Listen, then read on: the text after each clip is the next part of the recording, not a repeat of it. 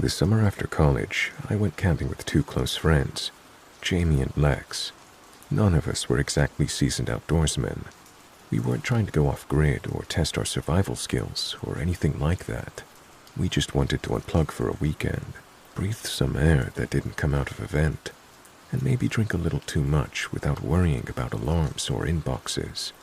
We picked this busy little campground near Lake Siltcoos, tucked up in Oregon's Cascade Range.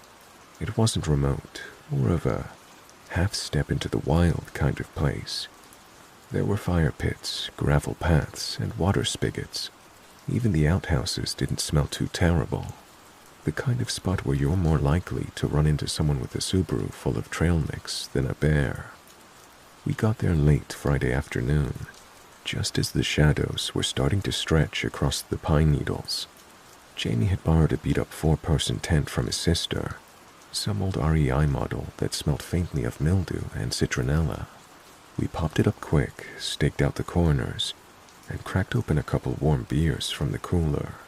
The forest was alive with the sound of cicadas and the occasional breeze pushing through the trees like a slow exhale. The smell, pine sap, smoke from someone else's fire already going, was the kind of thing you forget you miss until it hits you.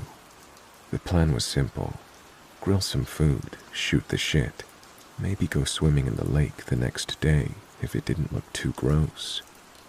Mostly, we just wanted to escape the monotony of our lives for a bit.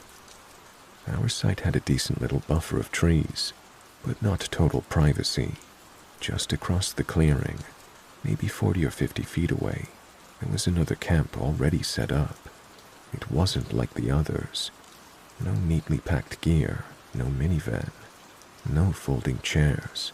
The guy's setup was a mess of faded tarps, scavenged crates, a bent-looking camping stove, and a canvas tent that had definitely seen better days.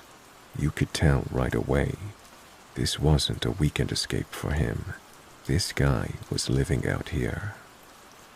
We saw him shuffling around a bit, keeping to himself. He was wearing these heavy canvas pants, a flannel shirt despite the heat, and boots that looked permanently caked in old mud. He had a folding knife on his belt that he wore like a part of his body, not like an accessory, but like a limb. No hat, no sunglasses, just a thick beard, sunken eyes, and the look of someone who'd long since stopped caring how people saw him.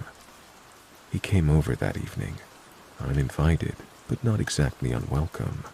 We had a fire going, and were halfway through cooking bratwursts over the grate. The sun had dipped below the tree line. "Name's Elias," he said.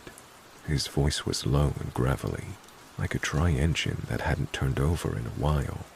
"Been staying out here off and on for a couple of months." He didn't offer more, and we didn't ask. Jamie handed him a beer, and he settled cross-legged just outside the fire ring. I remember noticing how he stayed at the edge of the light, not quite joining us, but not hidden either. He told us stories. At first, they were normal enough. Talked about wildlife, said he'd seen a black bear rummaging through trash cans down near the boat launch, warned us about wild boars rooting through people's food at night. Then he mentioned a cougar that had crept up on his tent one morning.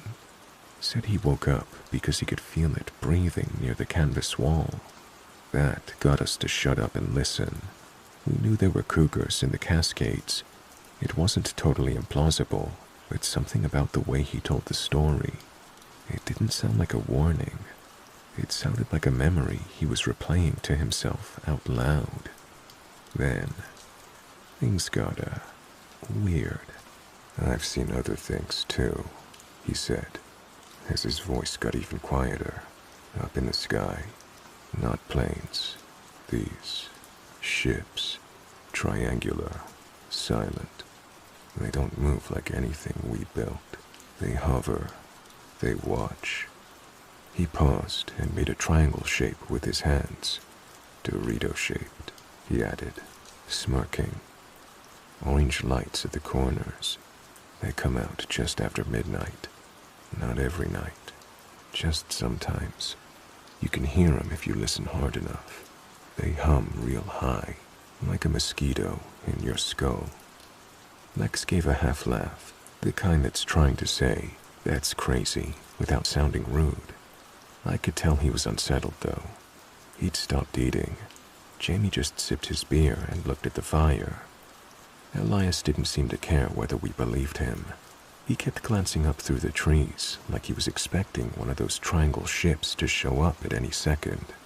After a while, he stood up, brushed dirt from his pants, and without another word, walked back into the trees towards his camp. We sat there for a minute, watching the place he'd vanished into. "That guy is definitely living out here," Jamie finally said, "and definitely on something." "Yeah," Lex muttered. "That triangle shit. What was that about?" None of us said the other part, that there was something about Elias that felt wrong. Not overtly threatening, just a bit off. Like a guitar string that won't stay tuned. We stayed up late anyway, maybe to prove to ourselves that we weren't rattled. Passed around a bottle of whiskey, told ghost stories that now felt a little too real, laughed too loud at dumb stuff. There were other campers still awake, a few voices drifting from down the loop, some distant music. It helped cut the unease. When we finally crashed, it was close to 2 a.m., the fire low and the tent smelling like smoke, sweat, and half-eaten chips. The next morning, I woke up with a dry mouth and a full bladder. The tent was already warm, sunlight filtering through the nylon in soft gold streaks. The woods outside were alive with birdsong, and everything smelled like sap and ash. I unzipped the tent, stepping out barefoot, and froze. About 20 feet away, tied to one of the tall pines just off the path, was a rope. A thick, sun-bleached rope, frayed at the edges with a loop at the end. A noose. I backed up so fast I almost tripped over the cooler. My stomach did this slow, horrible roll, like I was about to throw up even though I hadn't eaten yet. "Lex," I croaked. "Dude, get out here now." He stumbled out, bleary-eyed. Jamie followed a second later, still half asleep. When they saw it, they both just stopped. No one said anything for a long minute. What the hell?" Jamie said, his voice low. Lex walked over, cautiously, and looked at it without touching it. "It's not new," he said. "This rope's been used, but I swear to God, this wasn't here last night." I nodded. "No way we missed that." "Do you think?" I started, but couldn't finish the thought. "Elias," Jamie said. "It has to be him." We ran over to his site, half expecting him to be sitting there with that same dry smile. But it was empty. His tent was gone, so were the tarps, the crates, the fire ring. Nothing but flattened grass and a few strands of twine near a root. He'd vanished, clean. It was like he'd never been there. We didn't talk much after that. Just started packing up like there was a fire on our heels. No breakfast, no lake, no joking around. We were in the car and driving back to Portland within the hour, our eyes fixed out the windows, each of us pretending not to think about the way that rope had swung gently in the breeze. 5 years passed. We never went camping together again. Lex moved to the coast. Jamie got married and had a kid. I floated around Portland doing odd jobs, working at bars, painting houses. Life kind of moved on. The memory of that trip stayed folded away like a photo that you don't look at but can't throw out. Then, one afternoon, I got a call from Lex's brother. Lex had gone missing. His car was found parked at a trailhead near Mount Hood. He hadn't told anyone where he was going. 2 days later, they found him. He'd hung himself from a tree in the woods. The grief came in fast and sharp, but underneath it, there was something else. Something colder. I called Jamie. We hadn't spoken in over a year. He answered on the first ring. "Do you think it's connected?" he asked, already knowing what I was thinking. "I don't know," I said. "I don't think we'll ever know." And we won't. I don't believe Elias hunted Lex down or played some long game. That's not it. What I do wonder, what I can't shake, is if something in Lex got broken that weekend, if some shadow stuck to him, if the image of that rope in the morning light found a corner in his mind and waited there, patient and quiet, until one hot summer day, he followed it.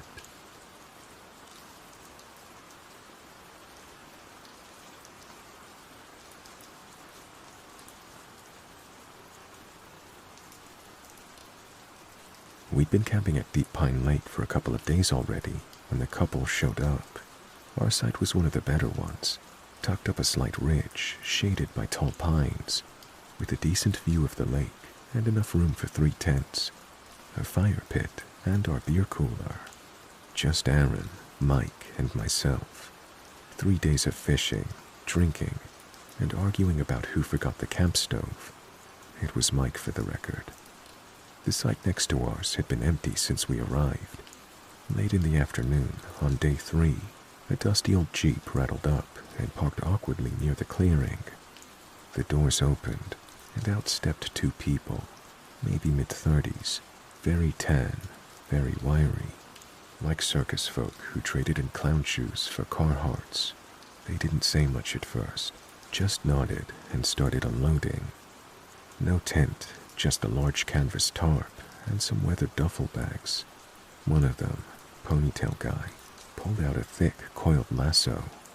The woman, who had a noticeable limp and bandana around her neck, like she was auditioning for Tombstone, carried a crate that clanked when she dropped it.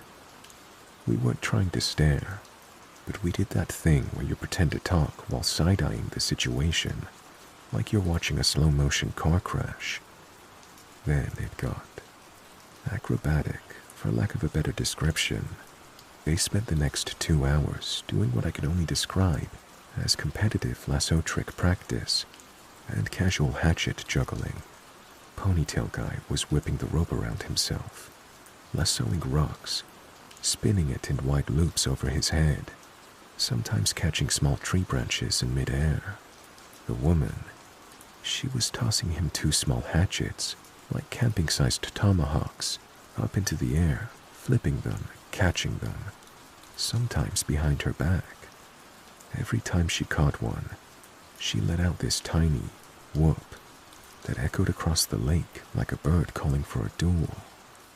It was mesmerizing and frankly kind of badass. Also, incredibly dangerous. "Is this some kind of weird couples therapy?" Mike whispered. "No," Aaron said, cracking a beer. "This is performance art, and I'm here for it." Then it went south. One moment the woman was juggling, and the next, a loud yelp cut the air. We all stood at once. She dropped to her knees, clutching her hand. One of the hatchets had landed wrong, or maybe her timing slipped, and the blade had sliced deep into the meat between her thumb and palm. Blood was already dripping to the ground. Ponytail guy ran to her, dropping the rope and grabbing a towel from their bag. They wrapped her hand quickly, speaking low and fast. We didn't approach. It didn't feel like the moment. A couple of minutes later, the guy jogged over to our site. "Hey," he said, panting. "She cut herself. It's bad. I'm taking her to the hospital in town. Could you guys watch our stuff?" he asked. We blinked. "Yeah," I said. "Of course. Appreciate it. We'll be back tonight. Shouldn't be too long." Then he turned, helped her into the Jeep, and drove off, tires kicking up a cloud of dust, disappearing around the bend. At first, it was kind of surreal. We stood there, watching the blood on the pine needles dry in the sun. Mike finally broke the silence. "So, hatchet juggling." Aaron nodded. "They made it look easy, but also, emergency room." We waited around a while, had some dinner, a couple of beers, shot the breeze. Then Mike looked over at their camp, at the lasso curled on a stump. "I mean, are we not going to try it?" he asked. "Try what?" I questioned. He grinned. "Roping stuff." So yes, full conversation. We got drunk and tried to teach ourselves lasso tricks. It went exactly how you think. Aaron got the rope caught in a tree on his first throw. Mike managed to rope a lawn chair, then tripped and fell face first into the fire pit. No flames, thankfully, just dirt. I spent 20 minutes trying to lasso a beer can and ended up pulling it toward me like a lazy cowboy fishing for a cold one. Then Mike took it a step further and tried to juggle 3 pine cones, shouting, "It's basically hatchets, but safer." It was not safer. He threw one into Aaron's face. By midnight, we were bruised, covered in dirt, and laughing so hard our ribs hurt. Still no sign of the couple. We sobered up quick at around 1 a.m. when a random owl spooked us so bad. Mike dropped the lasso into the fire pit. Thankfully it wasn't lit at the time, but still, the mood shifted. "Weird they're not back," I said. "Yeah," Aaron chimed in. "Maybe she needed surgery." We agreed it wasn't our problem, but it kind of felt like it was now. By morning, their site still sat empty. The lasso was where we'd left it, the hatchets neatly arranged on a log, untouched. No car, no footprints, nothing but a little dried blood and the echo of sharp steel. We hiked to the ranger station a couple miles down the ridge. We told them the story, the couple, the lasso tricks, the injury, the emergency hospital run, the fact that they never came back. The ranger, an older guy, khaki shirt, sunglasses tan, listened patiently, wrote it all down. "You get a name?" "No," I admitted. I didn't think to ask. "Plate number?" Aaron frowned. We didn't look. The ranger sighed. "We'll check it out.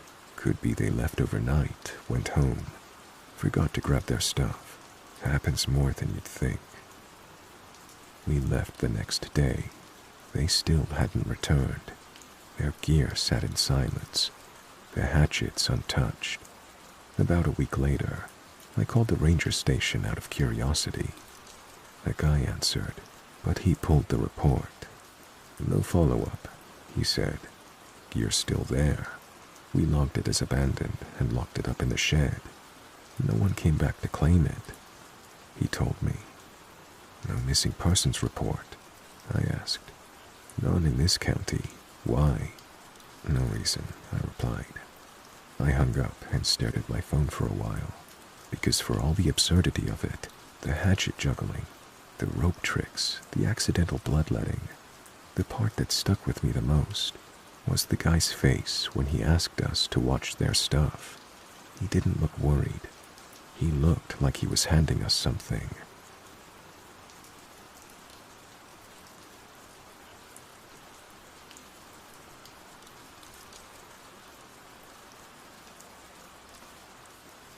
There's a reason I usually go solo on my hunting trips.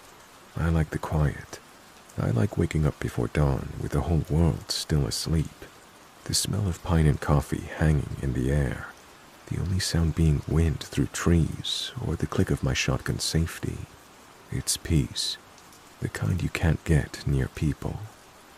So a couple autumns back, I headed out for a solo quail hunting trip. A long weekend deep in national forest land. I'd been to this area before. 2 hours of dirt roads and no cell service. Perfect. I set up camp on a slight rise, overlooking a brushy valley that looked ideal for birds. No signs of anyone else, just me, the breeze, and the rustle of leaves. I was just getting my gear sorted when I noticed two guys walking up the hill toward me. At first I thought they were rangers, maybe locals, but no. These guys were in rough shape. Dirty doesn't even start to cover it. Their clothes were caked with mud, dried blood, and something that looked like motor oil. One wore a camo jacket with one sleeve ripped off. The other had no shirt at all, just a pair of suspenders hanging loose off his jeans. Both were barefoot. That detail still sticks with me. Barefoot, in late October, on sharp rocks and pine needles. They weren't just dirty, they were off, like they'd crawled out from under a truck and downed a bottle of vodka on the way here. The shirtless guy pointed at my gear, eyes locking on my shotgun case. "You got bullets for that gun?" he asked. I straightened, not in a threatening way, but enough to make it clear I was aware of the question. "Yeah," I said evenly. "Enough." He smiled. All teeth, no warmth. "Right on," he said, then wandered closer, peering at my cooler and gear like he was shopping. The other guy didn't say anything, but he stood to the side, kind of swaying, staring at me without blinking. That's when I noticed the guy had a massive burn down his right arm, from just below the shoulder to the wrist. His skin was blackened in places, red and blistered in others, with some parts peeling off like charred meat. It was barely wrapped in a dirty rag that looked like an old dish towel, stained deep brown from who knows what. I caught a whiff of something rotting when the wind shifted. It was coming from him. The way he stood there, quiet, eyes hollow, it creeped me out more than the burn. After a few minutes of awkward conversation, most of it them talking nonsense about how they were living wild, off-grid, and the government can't find us here, they turned and wandered back into the woods. No goodbye, no wave, just gone. I stood there for a while, shotgun now unzipped and resting beside me, heart beating like a war drum. That night, I didn't build a big fire. I didn't want to draw attention to myself. Just warmed a can of beans over a jet boil and crawled into my sleeping bag early, keeping my shotgun right next to me. Around 10:30 p.m., I heard them. Laughter, drunk and wild, not the good kind. It was coming a little ways down the ridge, maybe 150 yards away. Then, loud banging, metal clanging, and then pops, kinda like fireworks or firecrackers. Not gunfire exactly, but loud enough to make me flinch. I peeked over the edge of my ridge and saw their camp, half hidden in the trees. Huge fire. I mean bonfire practically. Sparks going 20 feet up, and there they were, dancing around it, shirtless, barefoot, howling like animals. And one of them, I think the burn guy, was throwing 22 rounds into the fire. I watched one spark spin and pop, zipping off sideways into the brush. Then they ran, literally ran circles around the fire, ducking and laughing like kids playing war. One tripped, fell, screamed, and then started laughing even harder. It was chaos, drunken, dumb chaos. I backed away quietly, not wanting any part of it. I sat up the rest of the night, shotgun loaded, ears turned to every crack of a branch. Eventually, it went quiet. At some point, probably around 4 a.m., I must have dozed off, but not deeply. The next morning, the woods were silent, too silent. I figured I'd pack up, head back toward the truck. My weekend had officially gone sideways, but I hadn't even zipped up my pack when I heard voices. Different ones this time. Clear, Authority voices. I followed the sound to the trail and saw a couple of sheriff's deputies hauling the two guys out of the trees in handcuffs. Both looked like they'd rolled down a hill. Mud-caked, bloodied, eyes bleary. One of the deputies, an older guy with a horseshoe mustache, saw me and waved me over. "You the one camped up the ridge?" he asked. I nodded. "Yeah." He gave me a tired look. "You talked to these two?" He continued. "Briefly, last night, they walked into my camp. Seemed off." He shook his head and said, "You're lucky they didn't decide to make you a problem." Apparently, the guy with the burnt arm had attacked someone 2 towns over just a few days before. Came at the man with a roofing axe during a dispute behind a gas station. The victim managed to fight back, lit him up with a lighter and a can of bug spray. That's where the burn came from. They fled into the woods to hide out. These guys weren't campers. They were fugitives. "What were they planning out here?" I asked. The deputy shrugged. "Who knows? Sometimes these guys go off grid because they're scared. Other times, it's just where they feel most dangerous." He paused. "Count yourself lucky they were too drunk to try anything worse." They found the axe later that day, buried near a tree not far from their fire pit. It still had dried blood on the handle. The guys were loaded into a cruiser. As they passed, the burned man looked at me again. He didn't say a word, but he smiled, just a little. And for some reason, that was worse than anything else. I left within the hour, didn't look back. I didn't hunt. I drove until I hit a gas station with cell signal, then sat in the parking lot for a while, trying to process what had just happened. I still camp, still hunt solo sometimes, but I've never felt the same out there since. That whole weekend changed something, because you go into the woods to get away from people. But I never could have expected what happened that day.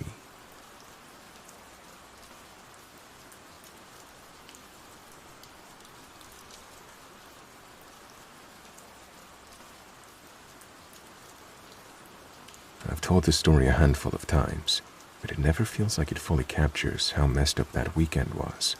Maybe it's because it sounds like one of those typical creepy camping tales.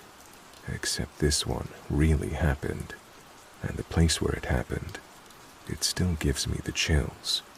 This all went down in late July 2018, a few months after Becca and I started dating. She's a photographer, always chasing the perfect light, and I work at a bike shop in downtown Portland. We both needed to get away from the city, away from all the noise and bullshit, so we booked a trip out to a Forest Service campground near a reservoir in the Oregon Coast Range. We wanted easy access to hiking and water without going full wilderness survival. We picked Site 39, the last one in the loop, tucked back into a stand of tall pine trees that shaded the whole area. Behind the site, the ground sloped sharply down to the reservoir's edge, where people fished and kayaked during the day. A little clearing separated us from the neighboring campsites, but not enough to feel isolated. What we didn't know until after the trip was that the campground had been closed for months the summer before because of a series of unsolved assaults, mostly on women, mostly at night, mostly when nobody else was around. The rangers never gave many details, just vague warnings to be careful, to call immediately if anything felt wrong. Some locals whispered that the attacks were brutal, that the perp or perps had never been caught. It was a quiet rumor, mostly ignored on tourist forums. We only learned about it when we told a ranger about what happened to us. Friday afternoon, Becca and I rolled in at around 3 p.m., unloaded the gear, and set up the tent, a cheap 4-person dome that barely fit both of us and all of our stuff. The sun was warm. The air smelled like damp earth and pine resin. Other campers were scattered around the loop. We saw a family nearby with 2 little kids, a group of college kids laughing over beers, and a guy 2 campsites down from us. That last one was the only person who caught my eye. He was maybe in his late 40s or early 50s, with a rough beard and clothes that looked like they'd seen better decades. Heavy boots covered in dried mud. A sun-bleached baseball cap pulled low over his eyes. He didn't look like someone who'd come here for a weekend escape, or like someone who'd been living there. He was mostly quiet, but one time as we cooked dinner, he came over and introduced himself as Mark.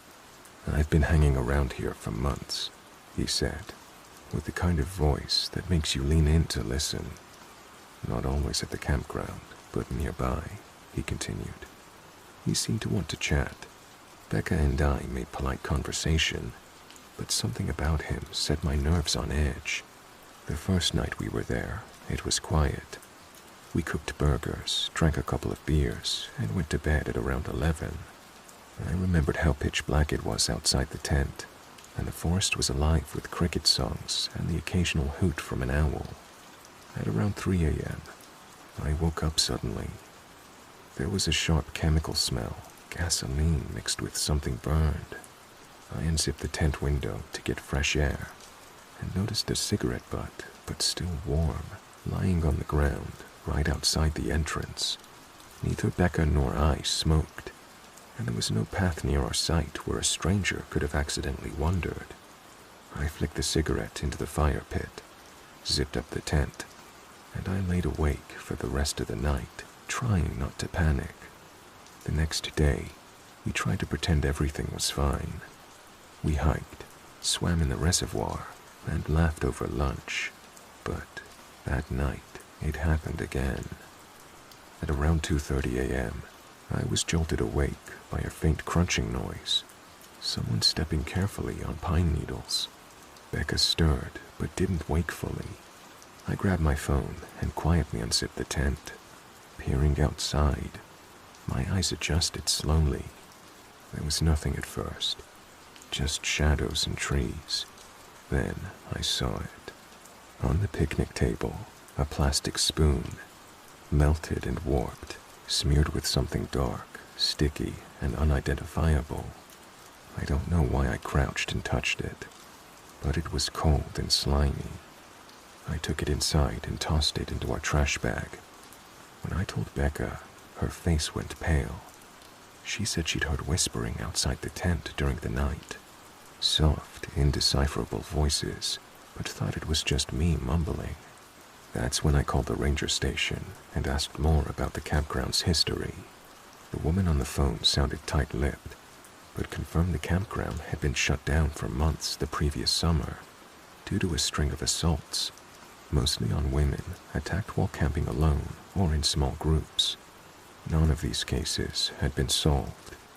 The ranger warned me that some people living around the forest weren't stable. "There's a few drifters and squatters," she said carefully. "Be careful who you talk to." We kept an eye on Mark. He never came close to our site again after that first night. Sometimes we saw him sitting by his fire, staring silently into the flames. I couldn't shake the feeling he knew more than he was saying. Our last night was the worst. We decided to stay up in shifts with a flashlight, but around 3:09, I woke to the sound of breathing, slow and deliberate, right outside the tent. I froze. The tent fabric suddenly bowed inward, like someone was pressing against it. I didn't want to move or make a sound. Then the breathing stopped, and I heard footsteps, running, crashing through the brush downhill towards the reservoir. Becca woke and whispered, "What was that?" I shook my head. We sat in silence until dawn. When the sun rose, something was on the picnic table again, a neat spiral made of small rocks, topped with a folded strip of duct tape shaped like a triangle. Nothing like that had been there before. I packed everything up in under 20 minutes. We didn't eat breakfast, didn't swim, didn't even say goodbye. Driving out of that campground loop, I looked back once. The ranger who checked us out didn't look surprised when I mentioned the cigarette, the spoon, the rock spiral. Site 39, she said quietly. We've had problems there before, last summer especially. I don't know if Mark was the guy who left those things outside of our tent, or if that was related to the assaults, but it felt like we were being toyed with. Maybe whoever it was responsible for those horrible assaults.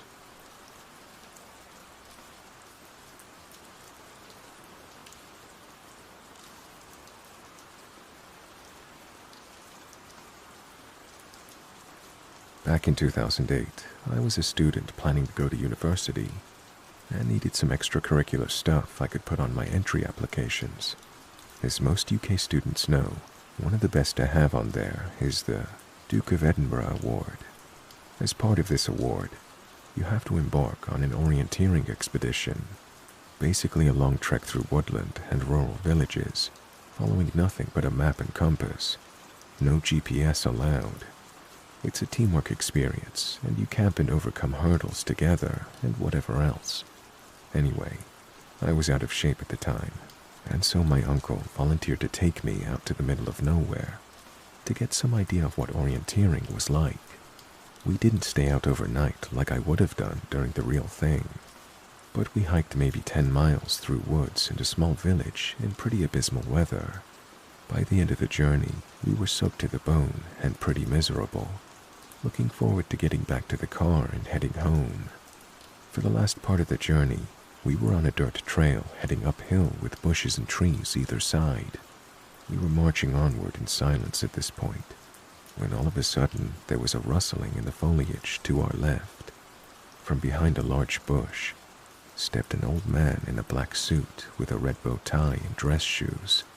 He looked late 70s or early 80s, very pale, liver spots dotting his face, and a gray/white comb-over. I was instantly weirded out. Who dresses like that to go into the woods?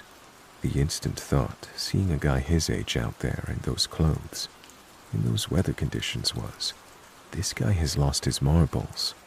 There was something else that took me an extra moment to notice, though, that puzzled me. The guy was bone dry, didn't even have mud on his shoes. We stopped in our tracks and just stared at the man for a moment, who appeared to be as frozen and shocked at seeing us. My uncle made the first move, making a step towards him, asking him if he was all right. The old man continued to stare for a moment, not moving even a twitch, then became suddenly very animated. It was like he suddenly snapped out of a trance. He started flailing his arms wildly, saying something awful had happened, that a good friend of his needed help. He began walking backward into the woods, motioning for us to follow him, which we did.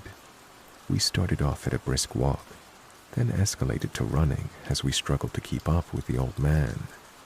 After maybe a minute, he disappeared ahead of us, but we could hear him, so we continued to follow the noise until we reached a huge slope. We stopped at the edge and looked down to see the old man standing at the bottom, motioning to us, pleading with us to follow him.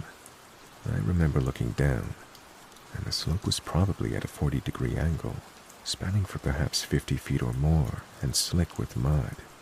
It looked like an accident waiting to happen, especially given there were no shrubs or roots to hold onto or anything.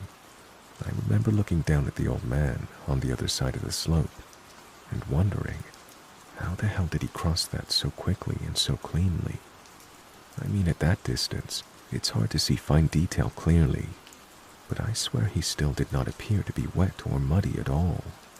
My uncle and I looked at each other, and I saw that he was getting as weirded out as I was. Despite my feelings, I made a step toward the edge, and was going to try and make my way down, when my uncle grabbed me firmly by the arm and pulled me back. Under his breath, he said to me, "Something's wrong here." We took a few steps back from the edge at this point, and the old man at the bottom started getting irate. He began pleading with us to come down the slope, telling us he needed our help, that his friend was in trouble. My uncle shouted down to the old man that we would head back to our car and call emergency services for him, that professional help would be on its way soon, that they would have all the tools to help him and everything else. The old man suddenly got furious. He began jumping up and down, demanding that we come down the slope right now, or there would be hell to pay. His voice had changed drastically. He was practically growling his words, his hands bunched up into fists, pounding his knees like an angry toddler throwing a tantrum would do. I've never seen a grown adult fly into such a rage in my life. His eyes looked like they were on the verge of bursting out of their sockets. His skin had gone from pale to red in almost an instant. We began to hurriedly make our way back the way we came, his demands and threats getting less audible as we got closer to the trail. Once on the trail, we practically power marched the remaining quarter-mile or so to the car. All the while my uncle was on the phone to the emergency services, explaining to them that there was possibly a mentally ill old man wandering the trail. We were ordered to get to our car and await the police, so we could show them where we had encountered him. About an hour later, we were met with 4 police officers, 2 of whom had dogs with them and packs of supplies, like first aid, emergency blankets, and other stuff. We led them to the exact spot, and then pointed the 2 officers with dogs in the direction he led us through the bushes. The search lasted all weekend, but there was no trace of the old man. Officers said the only trail they could pick up had been mine and my uncle's. They didn't find any footprints or anything belonging to the old man we encountered. It's one of my weirdest experiences to date.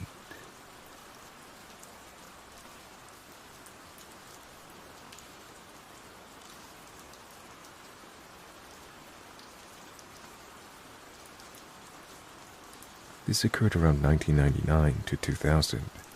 My best friend and I were avid outdoor adventurers and amateur pot growers. We would frequently find secluded places in the woods that allowed for ample light and shade for plants to grow, and that would not allow them to be easily found. One particular day, we went to an annex of trails located near a New Jersey State Park trail system. The trails weren't in the park, but I had hiked them before and knew they weren't that frequented. We had gone out that day with our seeds partially sprouted in moist paper towels. We parked the car at the trailhead and started hiking in. We covered a mile or so and then ventured off the trail and into the woods. We found a clearing, planted the seeds, and tied a few barely visible ribbons off to mark the way to the plant spot to check them in the future. My friend and I got back on the trail and started walking back to the car, when my friend noticed a man in the other direction, just staring at us. He was probably in his 30s or 40s, bald head, wearing normal clothes. We didn't think anything of it for the most part, but we definitely kept looking back, as anyone would when someone is behind them in the woods. We saw that he was walking 60 plus or so feet behind us.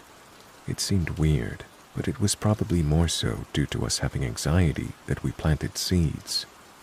We picked up the pace, but the man also seemed to pick up the pace as we weren't gaining any distance.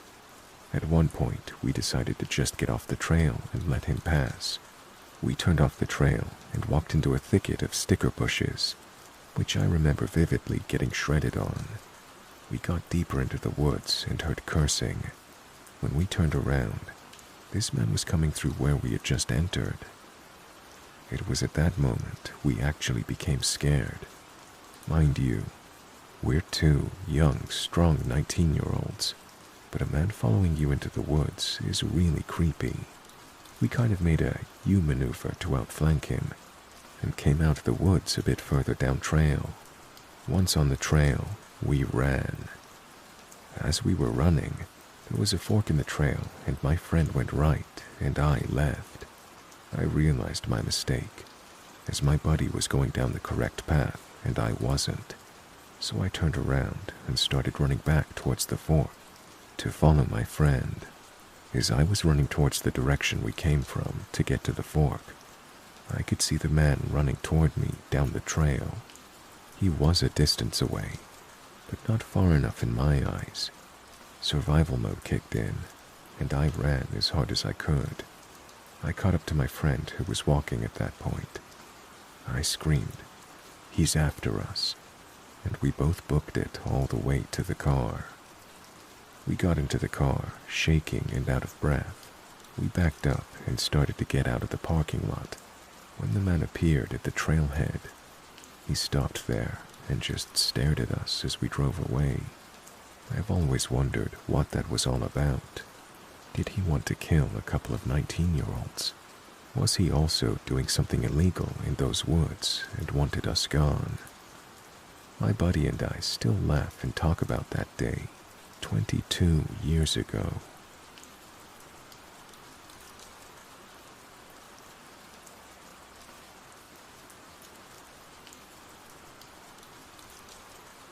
I was 26 when I decided to take a solo camping trip for the first time. Nothing crazy, just me, a little tent, and some time away from everything. I'd been meaning to get out in the woods alone for a while. I figured some peace and quiet would do me good. Cedar Lake seemed like a good spot. About an hour away from where I lived, tucked away in a state forest that not many people talked about. Quiet, easy access, and a small lake with a boat ramp. Perfect. I packed light, just a little dome tent, a sleeping bag, enough food for 2 days, and my old aluminum rowboat. It's been with me since college. Nothing fancy, but reliable. I wasn't looking to rough it. I just wanted to be out there without anyone around. I got to the campsite Friday afternoon. The sky was still bright, with the kind of light that filters through pine trees just right, making the needles glow almost neon green. The air smelled like dirt and moss, and something faintly sweet. It was late summer, just before the leaves started to turn.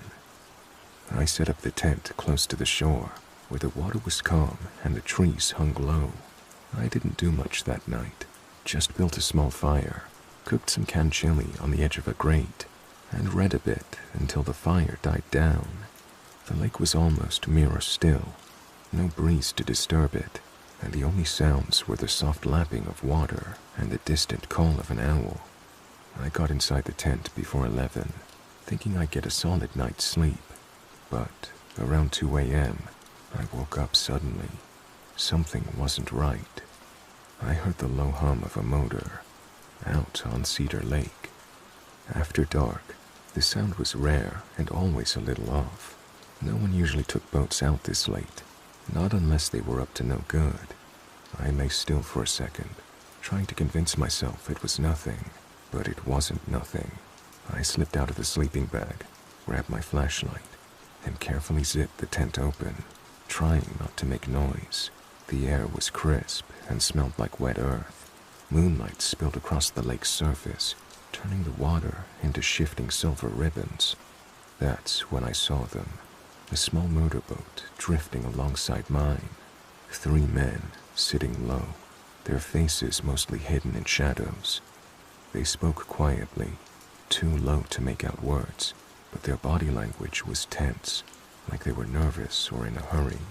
One of them stood up and stepped onto my boat, moving toward my gear. I couldn't tell what he was doing, but it looked like he was messing with something, maybe rifling through my bags or checking if my gear was worth stealing. I didn't hesitate. I raised the flashlight and blasted the beam at them. Their faces snapped into view, rough, unshaven, eyes cold and serious. The guy on my boat froze for a split second, then jumped back into their boat. Without a word, they revved the motor and sped away, disappearing into the darkness with the sound of their engine fading. I sat there, frozen and shaking. My heart was pounding so loud, I thought it might burst through my chest. The silence that followed felt heavy and thick. Luckily, my phone still had service. I fumbled it out and called my friend Jim, who lived a few miles down the road. When I told him what happened, he didn't hesitate. He grabbed his son, and they headed straight to the boat ramp, launching their own small motorboat. When they arrived, it felt like a lifeline. Just seeing Jim's familiar face, calmed some of the terror twisting inside me. We stuck close as we headed back toward shore, scanning the shadows on the water. Jim said those guys were probably thieves, maybe looking for boats to steal or gear to sell, but I wasn't so sure. There was something darker in the way they moved, like they were testing me, seeing what I would do. I barely slept the rest of the night. Every crack of a twig, every distant splash of water sent me reaching for my flashlight, ready to defend myself, even though I didn't know against what. About a week later, I was scrolling through the local news and froze on a headline. 2 men hospitalized after brutal beating near Cedar Lake boat ramp. The article said the victims had been attacked by a group of 3 men, beaten so badly they needed surgery. Police hadn't caught anyone, but were warning campers to be cautious. It hit me like a punch in the gut. 3 men, same number as the ones who showed up at my camp. Same area, same time. I never told Jim I connected the dots, but it was clear to me. Those guys weren't just thieves, they were dangerous. That was the last weekend I ever set foot on Cedar Lake. Looking back, it feels like a moment I can't shake, like a line I'd stepped over without realizing it. Being alone out there, isolated in the dark, made me realize how exposed I was, how small. The woods and lakes we think of as peaceful can hide real danger. People who use the cover of night and solitude to do terrible things. I sometimes wonder what they wanted from me. Did they mean to steal my boat? Were they scoping me out for something worse? I don't know.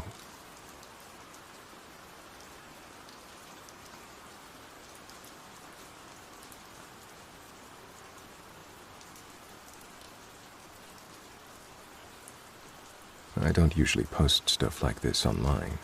Hell, I'm the kind of guy who just keeps things to himself. But this one time, a few summers ago, I went out camping alone, and something happened out there that I just can't get out of my head. Maybe writing it down will help me figure it out, or at least get it off my chest. So, here goes. I was getting that itch to head into the wilderness. I picked Blackwood backcountry, a huge chunk of old forest up in the mountains. No trails, no campsites, barely anyone goes there. It's the kind of place that's been left to itself for years. I packed light, just a small 1-person tent, a sleeping bag, some dehydrated meals, a water filter, my camp stove, and a flashlight.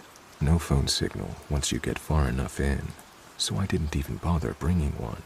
I drove as far as the dirt logging road went, then hiked 4 miles in with all my gear. The spot I picked overlooked a small lake, surrounded by thick pine and fir trees. The water was so clear it looked like glass, reflecting the trees and the blue sky above perfectly. The sun was dropping low when I got there, painting everything in orange and pink light. I set up my tent near the water's edge, collected firewood, and sat back, just soaking it all in. The whole place was so quiet. No cars, no planes, no people. Just the occasional bird or chipmunk darting through the brush.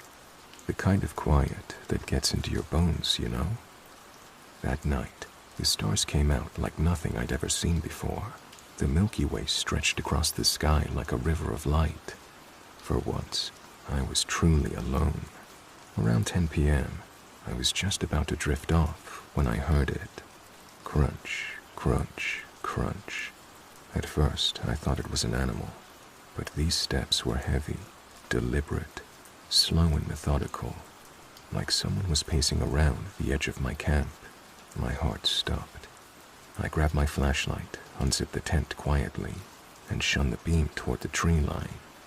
There were 3 of them, big guys in full camo, faces mostly hidden under hats and shadows.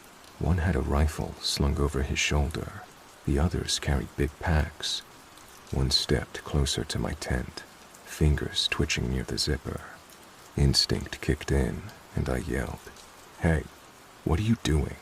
They froze for a second, then, without a word, disappeared into the woods like ghosts. I didn't sleep much after that. I kept staring into the dark, expecting them to come back any minute. In the morning, I poked around the clearing and found something that made my stomach drop.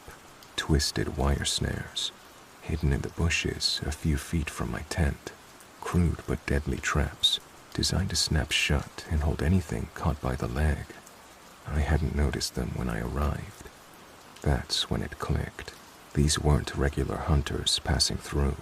They were poachers, the kind who set illegal traps to catch animals without permission, probably to sell or keep. And judging by how they acted, they didn't care who or what they scared off. I packed up fast and started hiking out. Once I got back near the dirt road, I managed to get a weak signal on my phone and called Carl, a local ranger I'd met a couple of years before. I told him what happened. The guys circling my camp, the snares. He sounded serious. "We've had reports about those poachers," Carl said. "They've been working the area for months. We think they're targeting some rare species. They're dangerous, and they don't take kindly to anyone who stumbles on them." I asked if they could send someone to patrol or keep an eye out. "We wish we could," Carl said, "but Blackwood's massive, and we don't have the manpower. Best thing you can do is stay clear if you see those guys again. Just get out and call us from somewhere safe."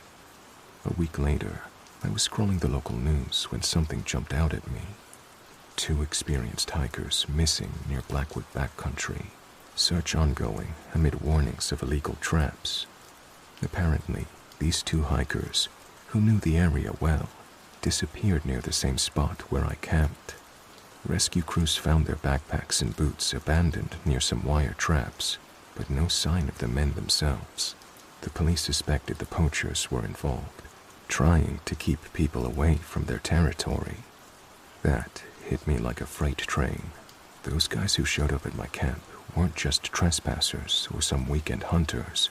They were predators, hiding out in the wilderness and using traps to control who could be there.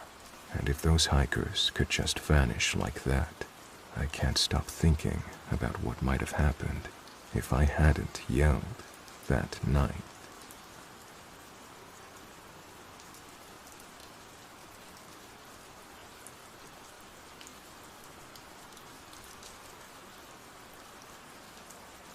I've been sitting on this story for over 40 years.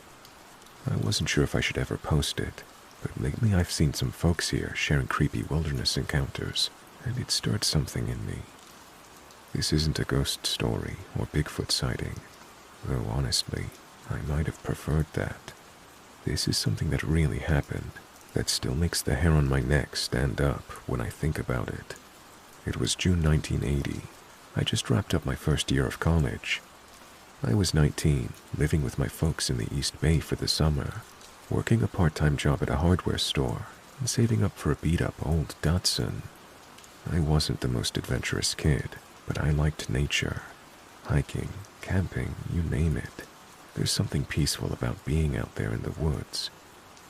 That weekend, I told my folks I was heading up to Marin to do a solo overnight hike. This was back before we worried so much about that kind of thing. No cell phones, no GPS. Just a paper map, a compass, and some dumb 19-year-old confidence. I planned a loop hike through Mount Tamalpais State Park with a lightweight tent, enough food for 2 days, and a dog-eared paperback copy of The Stand to kill time in the evenings. I left early Saturday morning. I remember it was already warm, the sun barely above the trees as I drove my parents' Toyota up through Mill Valley. I parked at a small turnout on Panoramic Highway. There were maybe 3 cars already there, spaced out along the shoulder. No one else around. Perfect. The hike started out like any other, just me and the trail. The woods were dense in some places, opening up into sunny meadows and then closing again under a thick canopy of redwoods. I passed one older couple in the first 2 hours, but otherwise it was just me and the birds. I found a little off-trail with a decent clearing and set up camp. Nothing fancy, just a patch of flat ground under the trees. I boiled some water for coffee and kicked back against a log, soaking in the quiet. Now, this is where things start to take a turn.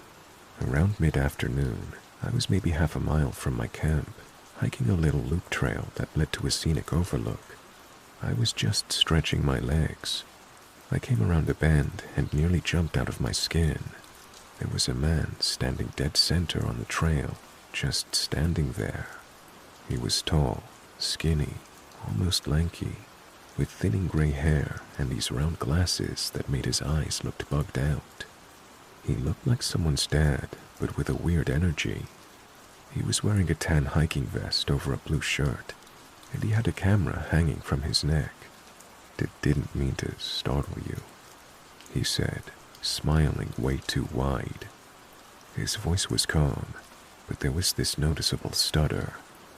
I mumbled something like, "It's okay," but I was definitely on edge. Something about his posture didn't feel right. He didn't move out of the way. He just stood there, smiling. Eventually, I stepped around him and kept walking, and he turned to walk beside me, which wasn't welcome. "You out here alone?" he asked. The stutter wasn't severe, but it was odd. It didn't match the weird confidence in his body language. It was like his mouth and his brain were on different tracks. The way he said, "alone," dragged, like he was savoring the word. I hesitated. I didn't want to lie, but I didn't want to answer either. "Just meeting some friends later," I said. He laughed softly, like I told a joke he didn't buy. Good spot for it," he said. "Not a lot of people out today." I just nodded and kept walking faster, hoping he'd take the hint. He didn't. He followed me for maybe another 5 minutes, talking about birds and trees and how he'd lived in the area a long time ago. I remember thinking it was strange how he stuttered on some words, but not others, like he was performing it more than struggling, like he wanted me to underestimate him. Then suddenly, he just said, "Well, I'll let you get to it," and turned back down the trail, disappearing into the trees. I don't know how to describe the feeling he left behind. It was like someone had turned the temperature down 20 degrees. I stood there for a while, staring in the direction he'd gone. I don't remember finishing the loop. I just headed back to my camp, adrenaline buzzing. That night, I didn't sleep much. Every twig snap or rustle outside my tent made my heart jump. I kept thinking about that guy's smile, how wide it was, like it didn't reach his eyes. And the stutter, it kept replaying in my head like a stuck tape.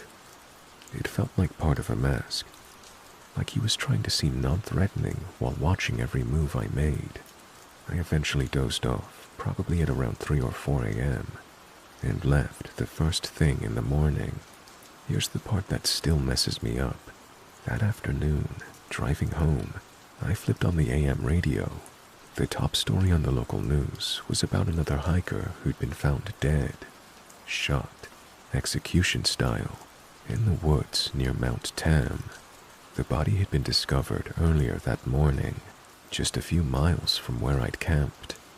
I pulled over and just sat there. I don't remember exactly what the reporter said, but the words serial killer and trailside stuck in my head like thorns. I'd never even heard of the trailside killer before then, but it wouldn't be the last time I did. I got home that Sunday evening and didn't say much to my folks.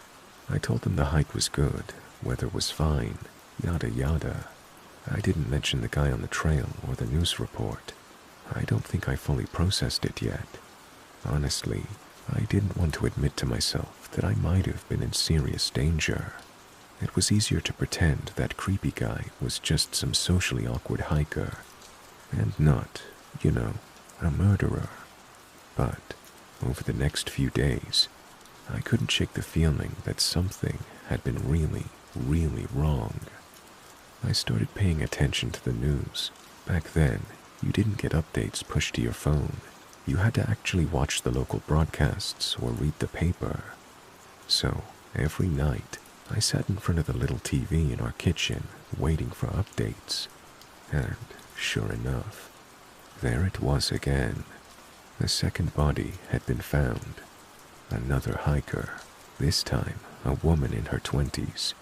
She'd been shot in the back of the head at close range and left just off the trail. Again, near Mount Tan. Police weren't saying much, but the anchor mentioned something about the possibility of a serial offender, and a name started circulating, the Trailside Killer. I started digging a bit. I'd head to the library after work and flip through newspapers on microfilm, looking for anything I could find. What I learned chilled me. This wasn't new. There had already been a string of murders over the past year, mostly women, all hikers, all shot in isolated areas around Marin, Santa Cruz, and the East Bay, always with a 38 or 44 caliber handgun. Sometimes their wallets were gone, sometimes not. Nothing ever taken from the men, when there were any. But there were other details too. Once the paper didn't print front and center. If you read between the lines, occasional quotes from investigators, brief mentions buried deep in the articles, it was clear these killings weren't just about robbery or quick violence. Some of the victims had been found bound. Some were partially clothed. There were references to signs of struggle or additional trauma, but the specifics were often left vague. I think deliberately. One reporter wrote that the full autopsy reports were too graphic to summarize in print. Another hinted at evidence suggesting prolonged encounters. I don't think I need to spell out what that means. The thought that the man I met might have done that to multiple people made my skin crawl in a way I'd never felt before. Up until then, I'd been clinging to the idea that maybe I'd misread the situation. Maybe he was just a weird guy. But when I imagined that same flat smile, that awkward stutter, hovering over someone who couldn't fight back, I stopped making excuses. I realized I hadn't just brushed past a killer. I'd walked within arm's reach of a monster.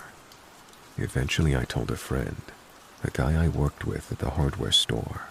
He was older, maybe 25, and into all kinds of survivalist stuff. When I told him the story, he got real quiet. "You think it could have been him?" he asked. I said I didn't know, and I didn't want to believe it. "Sounds like you got lucky, man. Real lucky." That word stuck with me. Lucky. Not smart, not brave, just lucky. Then the summer ended and I went back to school. Life moved on, but every once in a while, usually when I was out in the woods or heard something on the news, I'd think about that guy, about what could have happened if I'd lingered, about how close I came to being a name on a list. Fast forward to 1984. I watched a special on TV about California serial killers. Cheery evening viewing, I know. And suddenly, there he was. That face, the same bug-eyed glasses, the weird smile. David Carpenter, the Trailside Killer. I felt like I was going to throw up. They were showing his mugshot after his arrest in '81. A woman and her boyfriend had been hiking in the Santa Cruz Mountains. He shot both of them, but the guy survived and managed to give police a description. That was what finally brought him down. Turns out Carpenter had a rap sheet going all the way back to the late 40s. He'd been in and out of prison for horrible crimes that I won't spell out. He was a total predator, and he'd been living in the Bay Area the whole time, hiding in plain sight, holding jobs, taking hikes. The show mentioned at least 10 confirmed murders, but some investigators thought the real number might be higher. I sat there, frozen, just staring at his face on the screen. There was no doubt in my mind that was the guy I met on the trail. Same stutter, same weird, too wide smile. I hadn't imagined it. I hadn't exaggerated it. I had walked away from a conversation with a man who was actively killing and torturing people in the woods. I didn't tell anyone for a long time. I don't really know why. Embarrassment, survivor's guilt maybe. Like I had no right to be traumatized because I wasn't one of the victims. I didn't call the police either. It had been years by then. What could I have said? Hi, yeah, I had a weird chat with a killer once, but I didn't know who it was at the time. I doubt it would have helped. But still, I think about that sometimes. Maybe I should have said something earlier. Maybe someone else wouldn't have died. That was the last solo hike I did for a long time. I stayed out of the woods completely for a couple of years, and when I did go back, I made damn sure someone always knew where I was and when I was supposed to be back. Even now, I still flinch a bit when I see someone suddenly appear on a trail, even if they're just out walking their dog or jogging. My mind goes right back to that day, that smile, that stutter, that moment where I felt like I was being watched not by a man, but by a predator sizing me up. Time does that thing where it just rolls forward whether you're ready or not. I went on with my life, graduated, moved, changed job a few times, got married, had a kid, but that encounter, it stayed, sometimes buried, sometimes right up at the surface, usually triggered by something random, a story, a sound in the woods. My wife always said I seemed hyper-aware in unfamiliar places. She called it my sixth sense. I never explained why. I never wanted to scare her. She just thought I was overly cautious, a little paranoid, and maybe I was, but it wasn't baseless. I knew exactly what people were capable of, even the ones who smile at you on a trail in the middle of the day. In 1997, we took a family trip up north, past Mendocino, just a couple of nights in a cabin with the kiddo. My daughter was about 6 at the time. All curiosity, and she wanted to go exploring. There was a little wooded path near the property, nothing fancy, just a short loop that led to a stream and back. Harmless, right? Still, I felt that familiar tightness in my chest when we stepped into the trees. I let my wife walk ahead, kept my daughter in my arms, scanning every direction like I was expecting something to lunge out.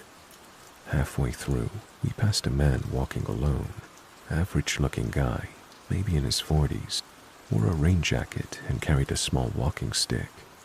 He smiled and nodded politely, and I nodded back, politely, calmly, but I was on tenterhooks. He kept walking, disappeared around a bend, and I turned to my wife and said, "Let's head back." She gave me a look but didn't argue. She knew when to trust me on things I couldn't quite explain.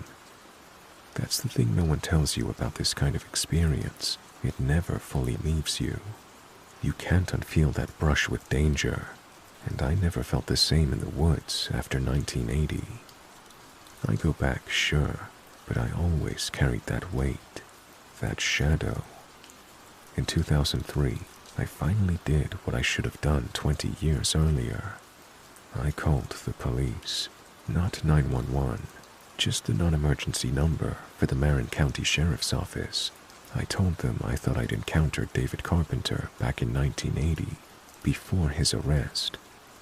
I didn't expect anything to come of it. I just wanted it on record. Closure, I guess.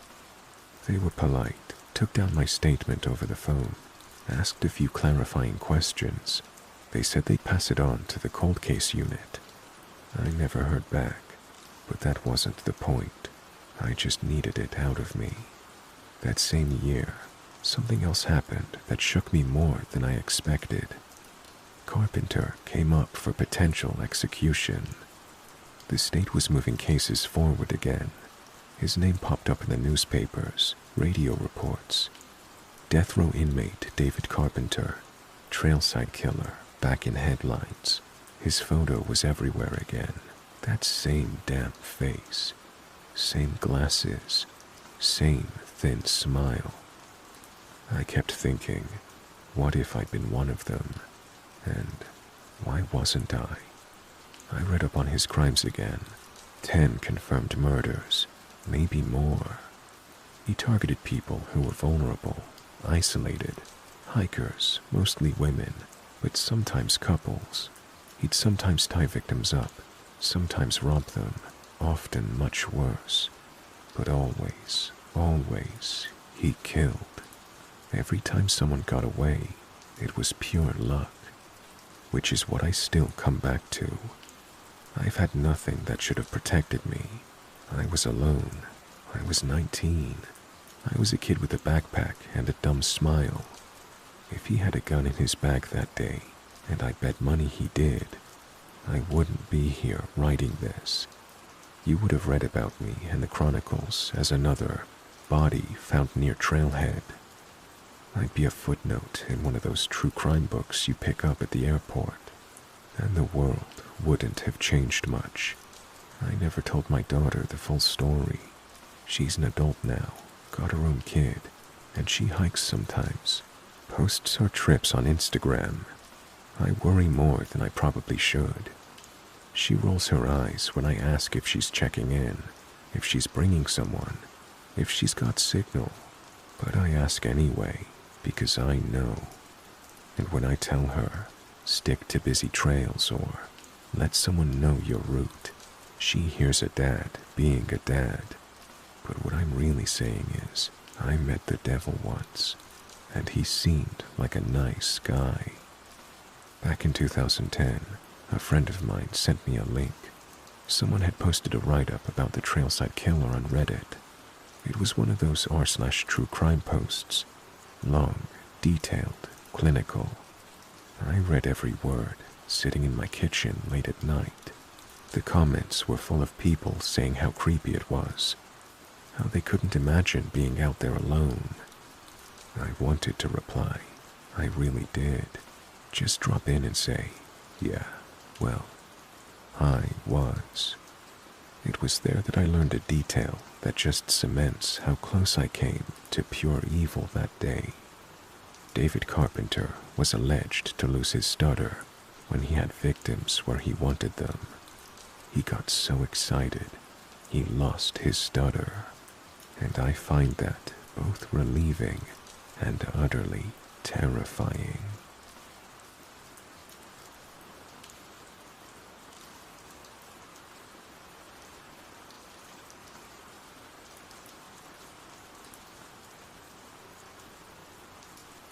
It was September 22nd, 2018. My friend had enlisted my help as a YouTuber and cameraman to showcase his skill as a blacksmith. We needed a location that was nearby, but remote enough that cars or people would not be heard. Since we were on the west coast of Washington, we chose Capitol Forest. I had meticulously packed all my gear and GoPro batteries, as well as multiple LED lanterns, because we decided to stay overnight. We went ahead and used my 2-man Kelty ultralight tent, a small tent, but it would easily house my gear and protect us from the elements. We got to the location, about 8 miles in, using my black Jeep Patriot. I had also packed a firearm, my AR-15, and my friend was bringing his 12-gauge shotgun. We took our personal safety very seriously. The wilderness is a dangerous place for humans. It took us approximately 45 minutes to get to the spot I'd found. It had a small clearing with road access and was surrounded by a heavily wooded ravine, except for the road leading into it. Once we got there, we unloaded our equipment, set up camp, and made shelter. I noted a strange bird call, but decided it must have been a raven. The only reason I remember it is that it was so different from all the other birds, and it didn't sound like a bird call at all. The other reason I noticed it was because of my outdoors and military experience. Anything odd, we make a mental note of it. The bird sounded like a person talking gibberish, but in an odd sing-song manner. It sounded awkward. I looked around to see if I could spot the raven, but I couldn't find it. After that slight detour, I was setting up my LED lanterns. I set up 3 around the camp area, each about 20 to 40 feet away from the tent. The nearest one was on the edge of the ravine, near an area with ferns that overlooked the clearest spot for ingress of the ravine. The ferns stood about 2.5 feet tall and were thick.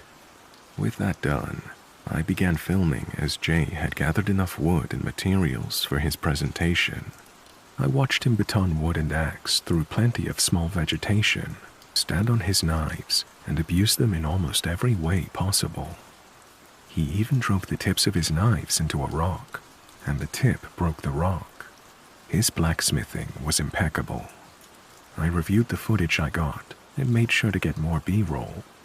By that time, it was very dark at 8 p.m. We made dinner and tucked into our sleeping bags. I fell asleep almost immediately. I had a great sleep until about 2:50 a.m. I awoke to something sniffing my head from outside the tent. When I was conscious, I heard it huff in longer intervals 3 times. I quickly turned my head to Jay to make sure he wasn't doing some weird snoring. I found out afterward that he'd taken a medicated gummy. I don't drink, and I do not partake. I'm very clean cut. I immediately tried to wake him as I unzipped my sleeping bag and held the AR-15 lengthways across my body, the barrel pointing toward the huffing sound.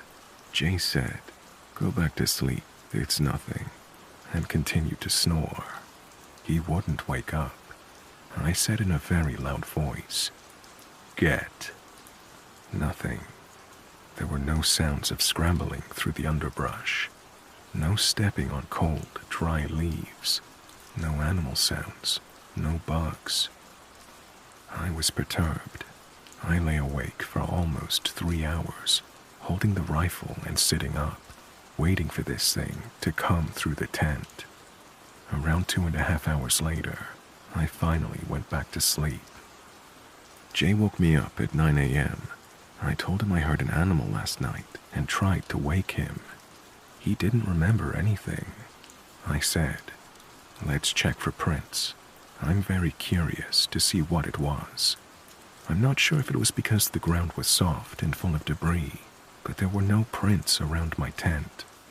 I checked on the muddy side of the ravine, underneath the ferns, and on a muddy switchback that deer frequented.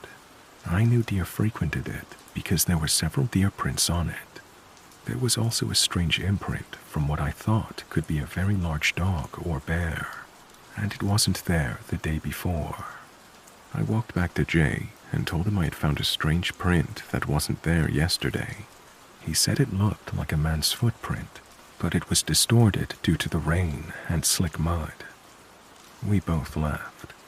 I agreed, but we both disregarded that possibility.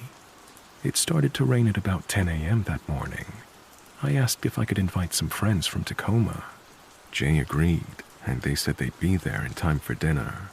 Today, we left all the knives and other equipment in the tent, and we just focused on making a decent amount of fuel for the fire tonight. The previous night got to around 45 degrees Fahrenheit. For those Celsius users, your fingers can turn blue without gloves. It was around 6 p.m. when they finally got there. Our fire was burning cheerfully with a nice wood pile next to it. We had spaghetti for dinner. M was a friend of mine in the military. C was M's guest. We talked about a lot of different things. Not so many good things were happening in our lives at the time. J and M had a lot in common, as they both got divorced recently. We played cards until around midnight.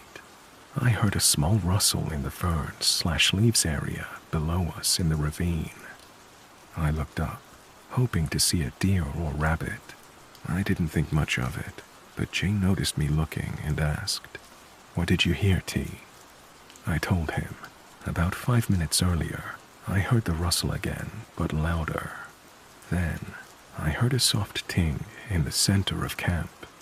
Jay's head swiveled to me. M&C asked what that bell was. I said, something over 3.5 feet tall just ran into my bell trap. The string I'd set up was an easy thing. It'd only take something brushing up against it to knock it down. The bell fell from about 4 feet and had hit the ground, immediately muting it, but not before the tiny ting sound. I said, "Shh, we might see a deer." How wrong I was.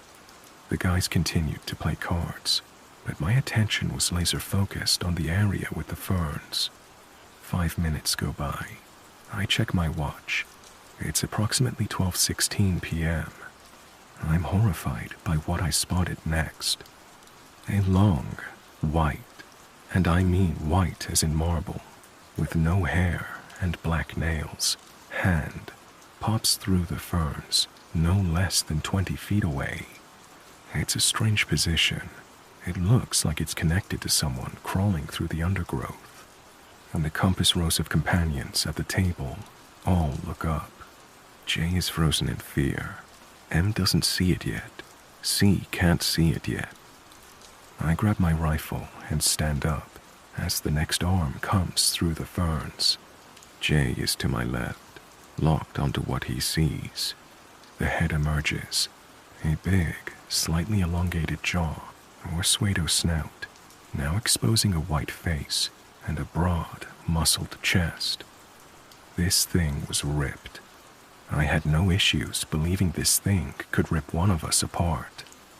Looking back at it now, it reminded me of the white orc from The Hobbit, but more feral looking. This moment was strange. I couldn't register what type of animal this was. I was struck dumb in the same instant as I was terrified.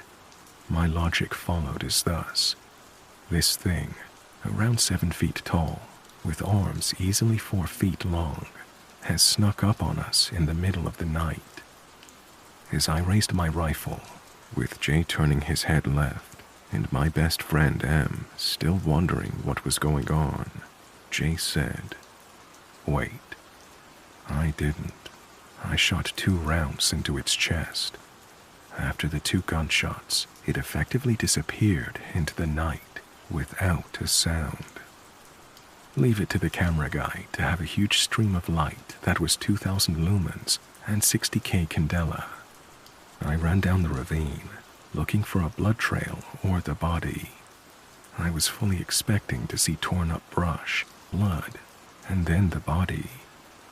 There was nothing. Not a track, not a drop of blood. I went all the way to the bottom of the ravine, about 200 feet down. I heard my friends starting to yell for me nervously, as they couldn't see my light anymore. It was foolish of me to have gone by myself, but I needed to confirm what I saw was real. I made the long trip back up. It took me a little over 7 minutes to get back up, and that was me running. If I had wounded it, and it didn't bleed, it probably died in a hole somewhere. That was my logic. I asked my friends if we could leave tonight. They were fairly confident that I'd killed it, whatever it was.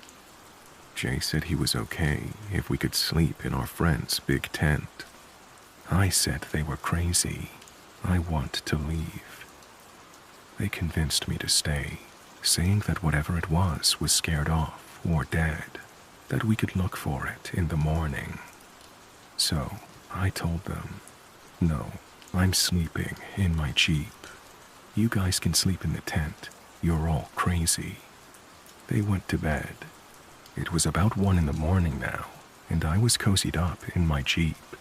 I had nightmarish thoughts of waking up to this thing's face pressed up against the window, but my friends' thoughts were based on fact. They were right. I had probably killed this thing. I woke up at 3 a.m. I wondered why. Maybe it was my nerves.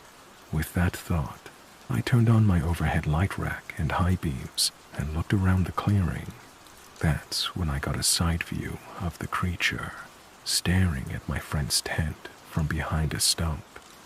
I immediately turned on my Jeep and honked my horn, driving over 2 small trees to get closer to their tent. The thing had vanished again, down the ravine. I forced them to get into my Jeep, leave their car, and leave that night. Something else happened as we were packing up. I swore, out of my peripherals, I saw it again, moving to the other side of the densely wooded clearing. With the amount of light coming off the Jeep, it didn't like it, or knew it would get spotted immediately. I couldn't confirm that sighting, and if I wasn't scared for my life, I would have been recording. To be fair, I'd like to think that you guys wouldn't be focused on that either. I can answer any questions you have. No, I didn't see it stand up. I aimed at its chest. The LED lanterns were more for us getting up and going to the bathroom, and they weren't meant for brightness. They just barely illuminated the place. Had they not been set up, very likely, we wouldn't have seen it with only the campfire going. We would have only heard it. Something that I left out. When it was crawling out of the ferns, I noticed it kept its face angled down, as if to expose as little light to its eyes as possible. I'm not sure if this was intentional or if it was aware of its eye shine. I'm assuming it's something it's learned.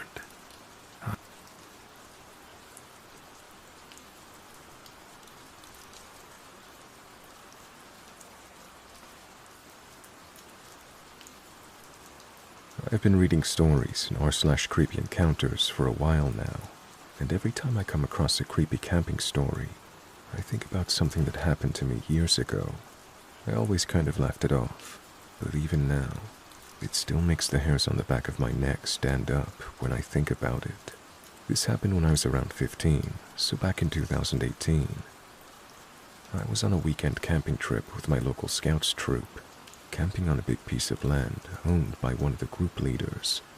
It was out in the middle of nowhere, somewhere near the southern edge of the Appalachian foothills in Tennessee. Real dense woods, and the only thing out there was a tiny gravel road that ended at the clearing we camped in. It wasn't an official campground or anything, just a clearing with a fire pit, some logs to sit on, and a wide patch of trees surrounding it in every direction. The property backed right up to the national forest, so beyond the edge of that clearing was just miles and miles of woods. We were out there from Friday to Sunday, and there were probably about 15 of us, a mix of middle schoolers and high schoolers, with 4 or 5 adult leaders. It was one of those youth trips where they try to make you disconnect from your phone and spend time with God and nature. I didn't mind too much. I liked being outside, and I was close with a few of the guys. Anyway, Saturday night was when it happened. So, that night, we'd finished up dinner and were hanging around the fire, making s'mores, telling dumb jokes, typical stuff. At some point, a group of us, 5 or 6, decided to play a prank on Jake, one of the older high schoolers. Jake was 17, tall, kind of cocky, but he had this reputation for being a bit of a scaredy cat when it came to scary stories. We figured we'd sneak up on his tent and try to spook him with one of those cheap rubber Halloween masks that someone had brought. It was this ugly, old-looking scarecrow face, nothing high-tech, just plastic and string, but creepy enough in the dark. So the plan was simple: sneak up, shake his tent, then pop out wearing the mask and scream. Dumb teenager stuff. We grabbed a flashlight and started heading across the clearing towards the tents. Everyone's tents were spaced out along the tree line, kind of in a half circle. Jake's was one of the furthest, near this big pine tree. When we got close, one of us, I think it was Andrew, called out, "Hey, Jake, you in there?" Clear as day, we heard a voice from inside the tent say, "Go away." It was Jake's voice. Sounded annoyed. like he knew we were about to mess with him. We all grinned, figured the jig was up, but went ahead with it anyway. Cody, the guy with the mask, crept up and shook the tent hard. Then he jumped back and popped out from behind it, yelling. But there was nothing. The tent didn't move. There was no scream, no laughter. Cody pulled the flap open, and the tent was empty. Like, completely empty. There was no sleeping bag, no backpack, nothing. It was just empty. We were all standing there blinking at each other like, what the hell? Andrew then says, "Are you sure that was Jake?" "I heard him," Cody said. We all did. We stood there kind of dumbfounded for a second, and then someone says, "Wait, isn't Jake at the fire?" So we jog back across the clearing, thinking maybe he circled around and beat us somehow. There he was, sitting by the fire, roasting a marshmallow, laughing with two of the leaders. He looked up at us and was like, "What?" We asked him how long he'd been there. "Since dinner," he replied. Now look, we were maybe gone 10 minutes tops. There was no way he could have heard us from the fire, run to his tent without being seen, answer us in his voice, and then run back through the trees, silently I might add, before we even realized he was missing. It made no sense.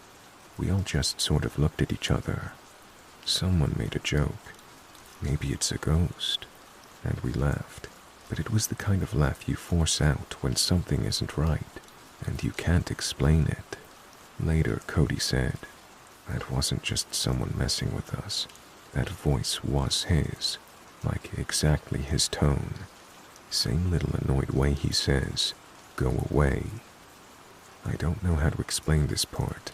It wasn't just that it sounded like Jake.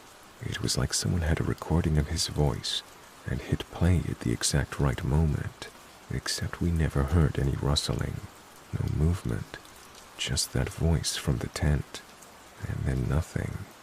That night was rough. After the prank fizzled, we all went back to our own tents. Mine was a few yards away from the others, tucked near the tree line. I laid down and stared at the ceiling of my tent for what felt like forever. My flashlight was off, but I kept it clutched in my hand. I was trying to convince myself it was all just a joke. Maybe someone else in the group did a voice impression. Maybe Jake was messing with us somehow. I must have drifted off around midnight. Then, I woke up to the sound of footsteps outside of my tent. Not animal noises. Footsteps. Heavy, slow, deliberate steps, crunching on pine needles. Pausing, then starting again, like someone walking in a white circle around the tent. I stayed perfectly still, heart pounding. My first thought was that it was one of the guys messing around again, but the footsteps were off. Too quiet to be someone stomping around, but too heavy to be an animal. "Cody?" I whispered, but no one answered. Then I heard a second sound, faint, but it chilled me to the bone. A whisper, right outside the tent. "Go away." The exact same tone as earlier, same voice, same cadence. My blood ran cold. I didn't move. I didn't breathe. I just lay there, paralyzed. The whisper came again, closer this time. "Go away." Then, silence. No footsteps. No leaves rustling. Just dead quiet. After a few minutes, I worked up the courage to turn on my flashlight and shine it out through the mesh. Nothing. No shadow. No people. Just the edge of the trees and the faint glow of the fire still going near the center of camp. I didn't sleep the rest of the night. When morning came, I was one of the first ones up. I stumbled out of my tent, groggy and still freaked out. Cody came over to me looking pale. "You heard it too?" he asked. He didn't even explain what it was. He just knew. "I heard footsteps," I said, And the voice again. He nodded slowly. Me too. We checked around our tents. No footprints. No signs that anyone had been there. Jake swore up and down he hadn't left the fire that night. One of the adult leaders even said they'd been with him almost the whole time. We told them what we heard. They kind of brushed it off as teenage imagination. Probably a coyote, one of them said, or someone sleep-talking. But we knew better. I know what a coyote sounds like, and I know my friends' voices. This was something else. We left that afternoon, packed up, drove back into town, tried to pretend it was just a weird night in the woods, but every now and then, I'll hear a voice in a dream that sounds exactly like Jake's, whispering, "Go away." Sometimes I still wonder, whatever was out there, did it know we were trying to scare someone? Did it think that was an invitation? Was it just mimicking Jake? Or had it been watching us the whole time, waiting? I don't know what it was, but I've been camping dozens of times since, and I've never heard anything like that again. Stay safe out there.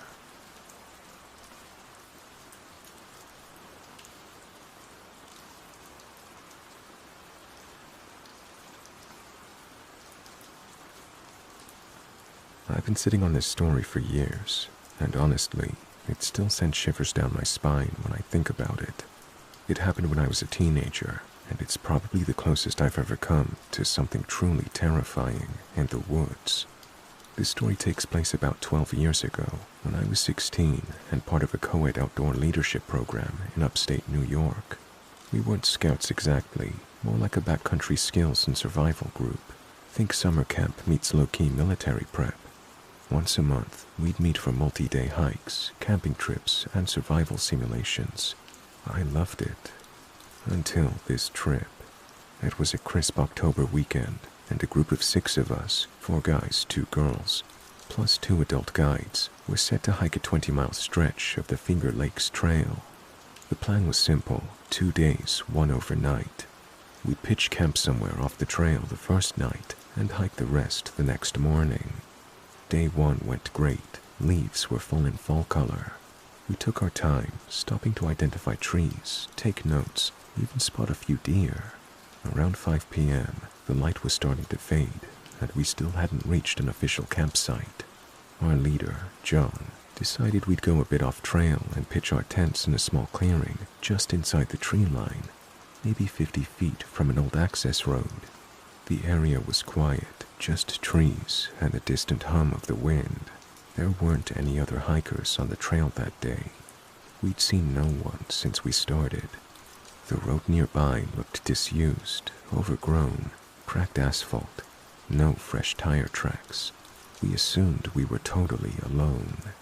We set up our tents quickly, cooked some freeze-dried pasta on the little camp stove, and sat around swapping stories until the fire burned down low. It was chilly, but not unbearable. Around 10 p.m., we crawled into our tents. I was sharing mine with a buddy, Marcus. We were both pretty wiped and fell asleep fast. I don't know how long I was out, but it was still pitch black when I woke up. What pulled me from sleep wasn't a noise at first. It was the way Marcus was breathing, shallow and tense. Then I heard it too. Engines, multiple. At least 2 vehicles coming fast down that broken old road. They weren't subtle. The engines were revving loud, and we heard what sounded like car doors slamming, and voices, male and not happy, arguing, shouting, though we couldn't make out words. Then came the sound that turned my blood to ice. Gunshots. Not just 1 or 2, at least half a dozen. Fast, echoing through the trees. Everyone froze, literally. No one made a sound. I remember trying to slow my breathing, thinking about how close we were to that road. I imagined headlights scanning the trees, catching the sheen of our tent fabric. Another shot rang out, closer this time. I looked at Marcus. His eyes were wide, and I knew we were thinking the same thing. Someone could walk right into our campsite. More shouting. Something slammed. Glass breaking. We didn't dare unzip the tent to peek. We didn't move. Then, after what felt like hours, it was probably 15 or 20 minutes, the engines started up again. Tires spun out in the gravel. The vehicles peeled off, and the noise faded into the distance. We still didn't move. Eventually, after another hour or so, John moved from his tent and quietly walked over to check on the rest of us. He whispered at each tent, making sure everyone was okay, telling us to stay put and silent until daylight. No one slept much the rest of the night. At dawn, we broke camp fast. No breakfast, just packed up and headed back to the trail, still jumpy and silent. Before we left, John and one of the other adults cautiously walked out to where we'd heard the noise, just to make sure the coast was clear. When they came back, their faces said it all. There were 3 cars in the field just beyond the road, burned out, still smoking in some places. One of the windshields had literally melted and was dripping down into the steering column like wax. The cars were shot up too, bullet holes in the doors and fenders. One of the back windows was shot through. There were no bodies, thank God. We didn't talk much on the way back. The entire group just moved in this weird, shell-shocked silence. The adults told us not to say anything until they'd reported it. We didn't even stop for lunch, just pushed through until we hit the trailhead and called for a ride back to base. Later, we learned from local news that there'd been a police investigation into a possible gang-related incident in the area. No arrests were made. No one was ever officially charged. The whole thing just faded out of the news cycle after a few weeks. But I still think about that night, about how close we were to something really bad. If they had taken a different turn off that road, or wanted a place to dump something, or someone, we weren't even supposed to be camped there. The adults made changes to the program after that. No more off-trail camping. Every site had to be official and cleared by the Park Service. We also started carrying emergency radios on every trip. I haven't been back to that trail since. So yeah, to the guys with guns, burned out cars, and bad intentions that we nearly met in the woods that night, let's not meet.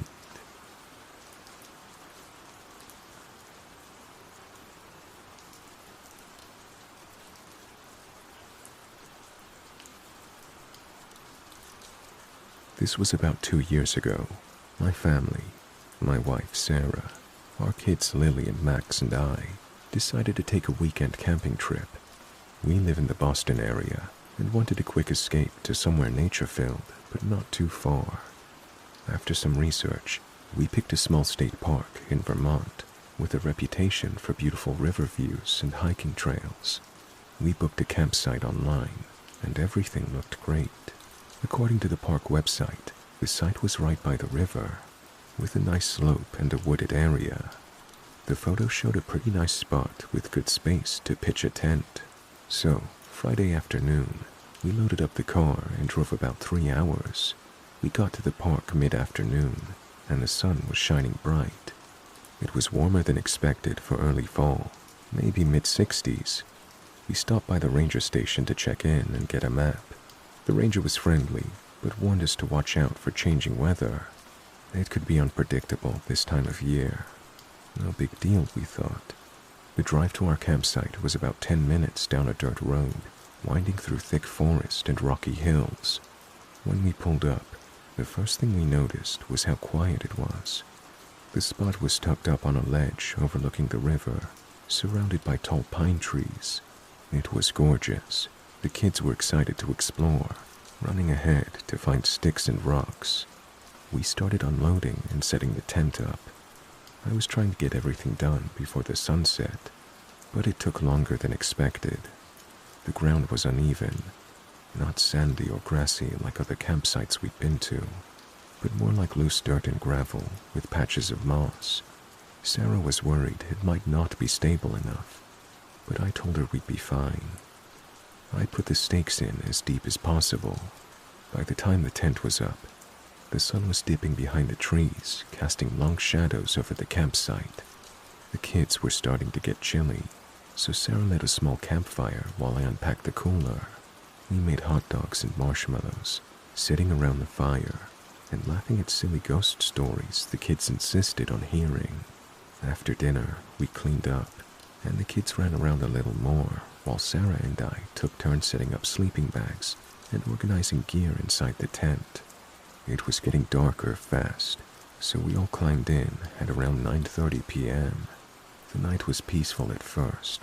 The sound of the river flowing below was like white noise, soothing and steady. We listened to crickets and an occasional hoot from an owl somewhere deeper in the woods. Lily was already asleep, Max was dozing, and Sarah and I were talking quietly about the next day's plans. Then the wind started. At first, just a soft rustling of the trees, but within minutes, it was whipping around the tent like a freight train. I could hear branches banging together and leaves whipping past our windows. "Is it supposed to get this windy?" Sarah asked, a bit worried. "I don't know. Maybe just a passing storm," I said, trying to keep calm. I zipped up the tent flap and pulled the rain fly tighter, but the wind got worse. It pushed against the tent walls like someone was trying to squeeze in. One of the poles popped out of the ground with a sharp crack, and suddenly the tent was sagging. "Hold on, kids," I shouted. Sarah grabbed the poles inside, trying to brace them. The tent flapped violently. Rain started to sprinkle in through the gaps, and my heart was pounding. I knew the ground was loose, but I didn't realize just how unstable the whole ledge was. "Dad, it's really scary," Max whispered, clutching my arm. "Stay close, buddy. We're gonna get through this," I said, trying to sound braver than I felt. For what felt like forever, we fought the storm. Every time I tried to put a pole back in the ground, the wind yanked it loose. The rain was cold, soaking through our jackets and sleeping bags. Sarah was crying quietly, trying to calm Lily. Finally, the wind started to die down. The rain slowed to a drizzle, and the tent settled in its half-collapsed state. We sat there, cold and exhausted, listening to the river roar beneath us and wondering if the tent would hold until morning. When the first light came, everything looked peaceful again. Birds chirped, the sun warmed the damp earth, and the storm was a memory. That's when I looked outside and saw the edge. Our tent had been set right up on the edge of a cliff, a 60-foot drop, straight down to the river below, with jagged rocks lining the shore. I felt my stomach twist. One of the broken tent poles was balanced on the very brink of the cliff, just inches from slipping off. If the wind had pushed the tent a little more, if that pole had shifted, or if the ground had given way, we could have fallen. I could barely breathe thinking about it. We packed up as fast as we could, the kids quiet now, sensing something was off. On the drive home, I kept looking back at the trees disappearing behind us and felt a mix of relief and guilt. I keep thinking about how close we came to disaster and how we didn't even know it.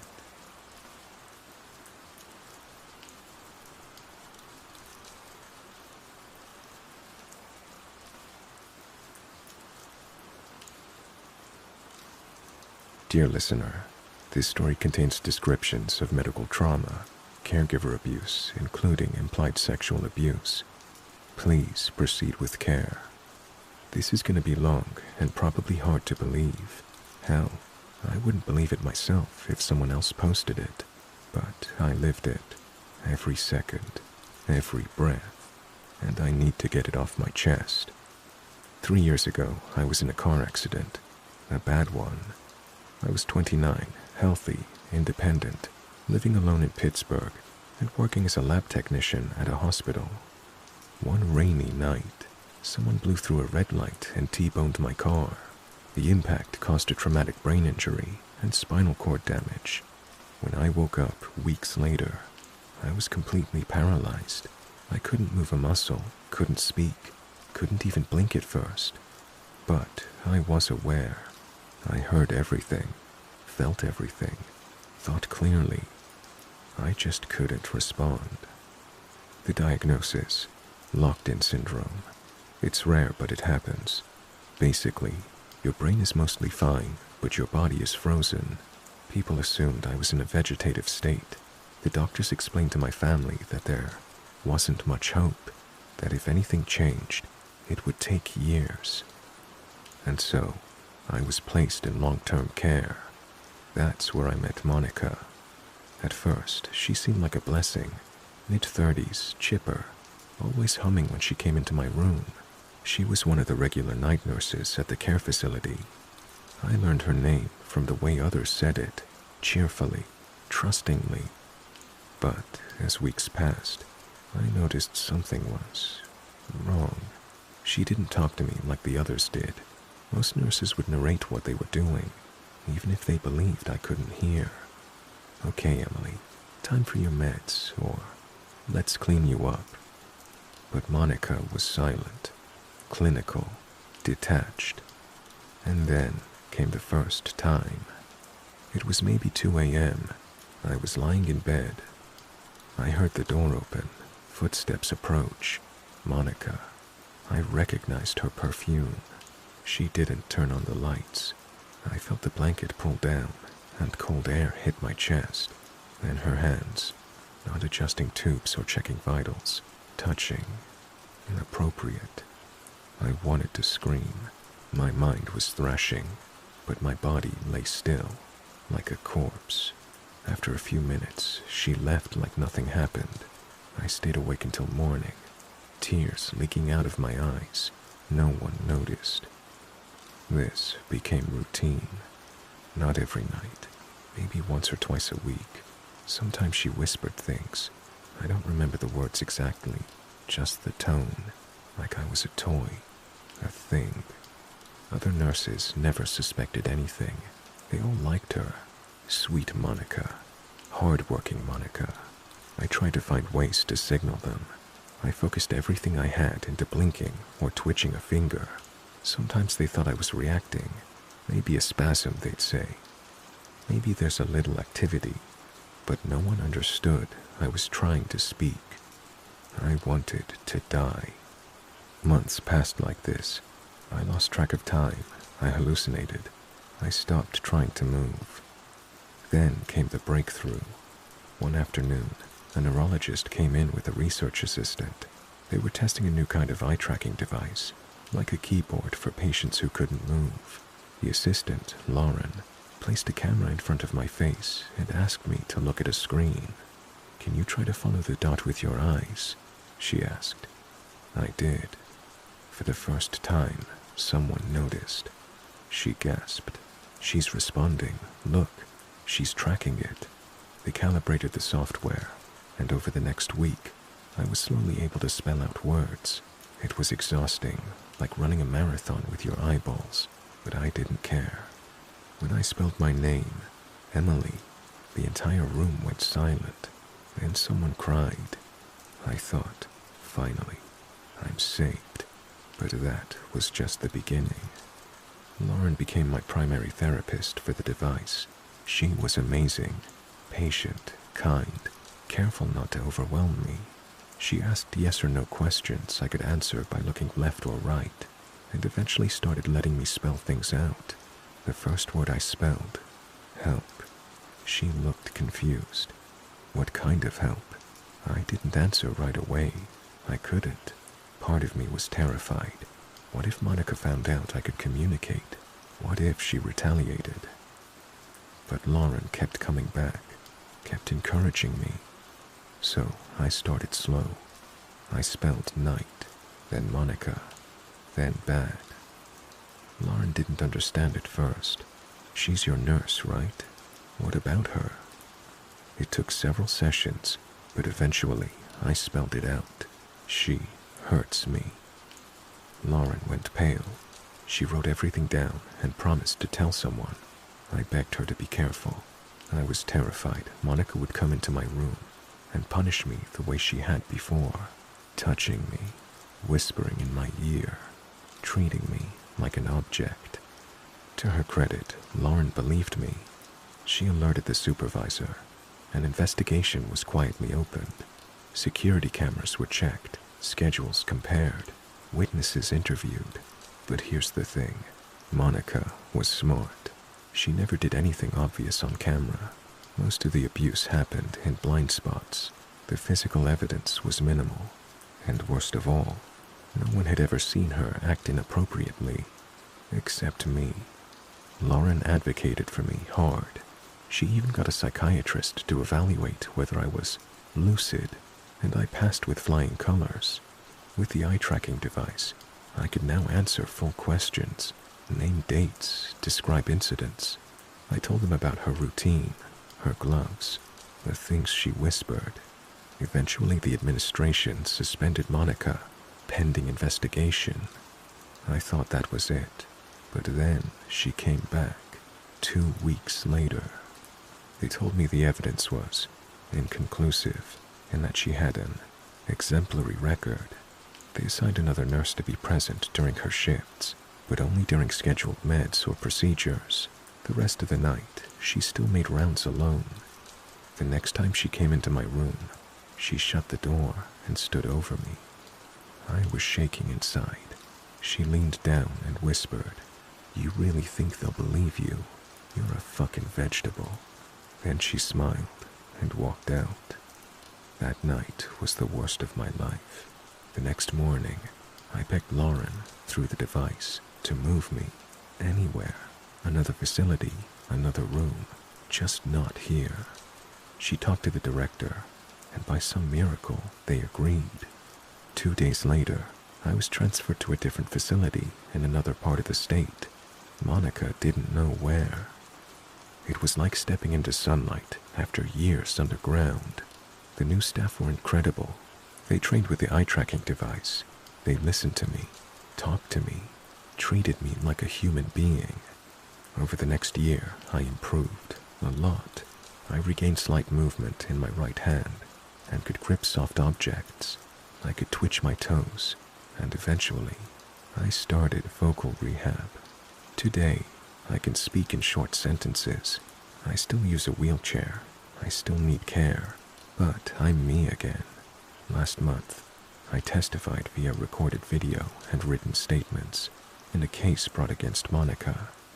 Turns out, I wasn't her only victim. Another patient, a nonverbal autistic man, had suffered under her care.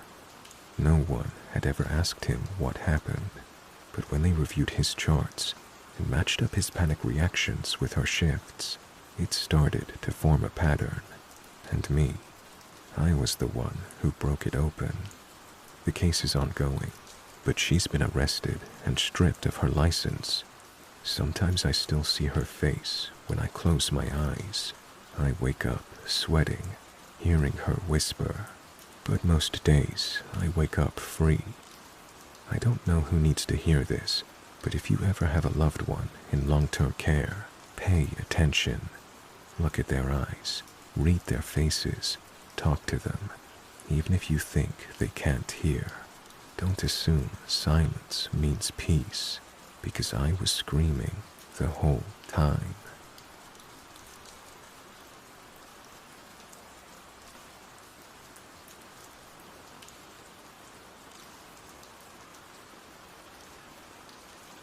This was years ago now, but it still creeps me out, not because of what happened to me, but because I think I may have seriously traumatized a group of civilians without ever saying a word.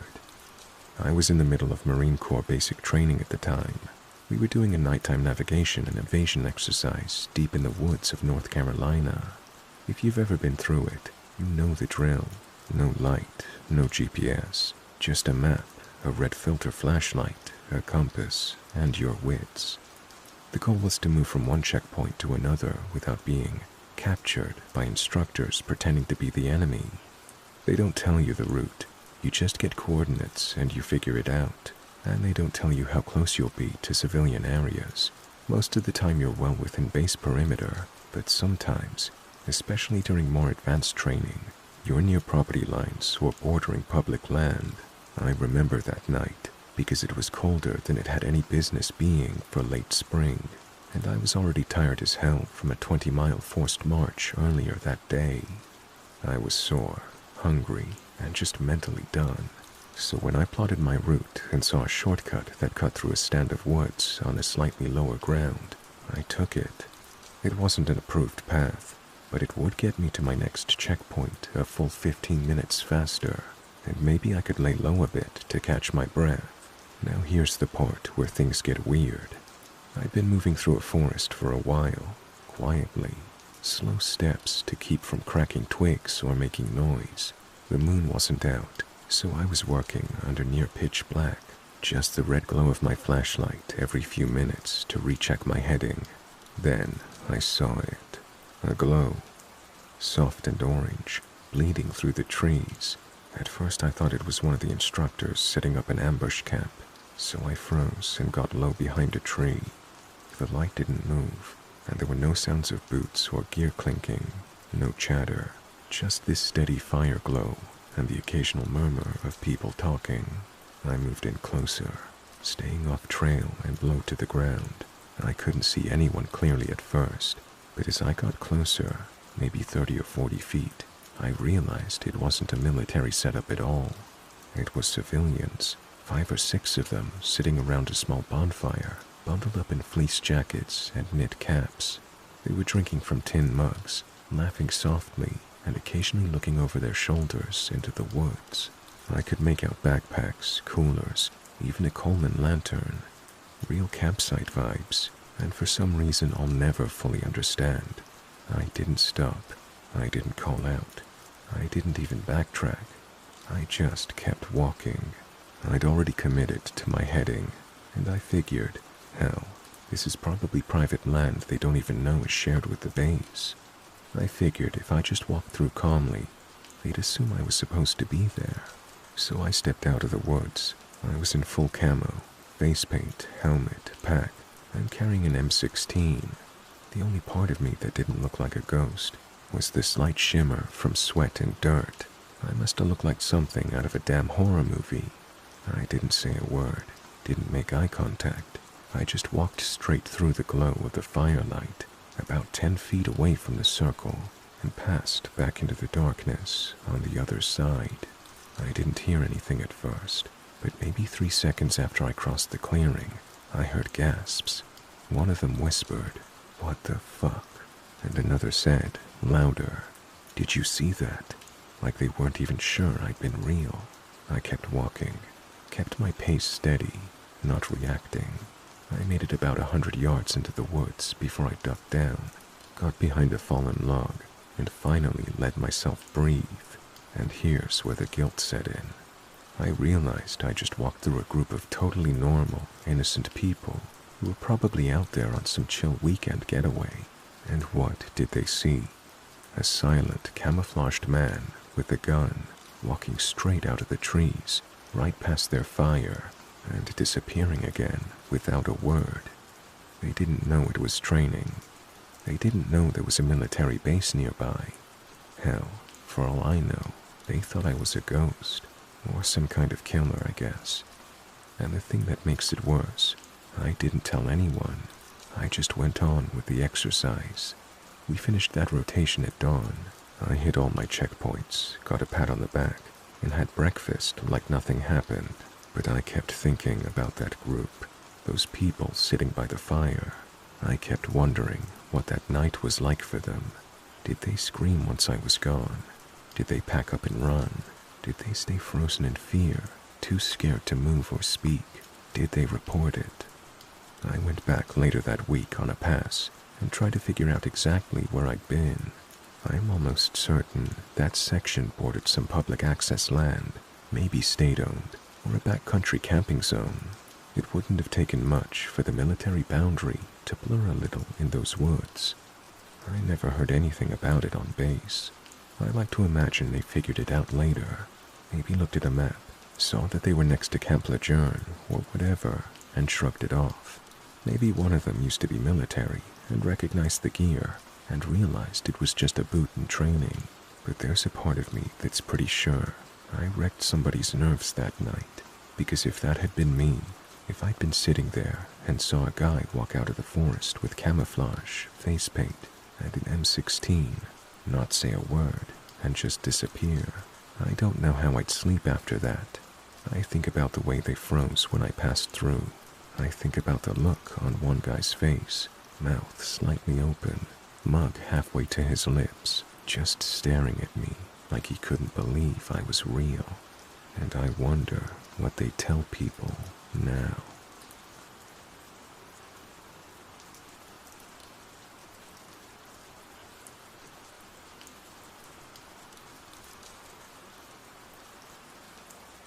I'm a 28-year-old solo traveler from the UK. I'd been saving up for a while to take a month-long trip across Europe, and everything was going perfectly until I booked that damn Airbnb. It was in a small town in southern Spain, a place I'd never heard of before. The photos were straight out of a travel magazine. Rustic charm, a private pool, surrounded by olive groves. The host, Maria, had a 4.9-star rating with dozens of reviews. I felt I'd hit the jackpot. I arrived late on a Friday evening. Maria wasn't there to greet me in person, but she left a note taped to the front door with a small brass key and a warm message in neat cursive. Bienvenido. Make yourself at home. Wi-Fi info is on the fridge. Please message me if you need anything. P.S. The cellar is locked. Please don't try to open it. Gracias. Weird thing to mention in a welcome note, right? Still, everything looked exactly like the photos. Cozy, rustic, very Instagrammable.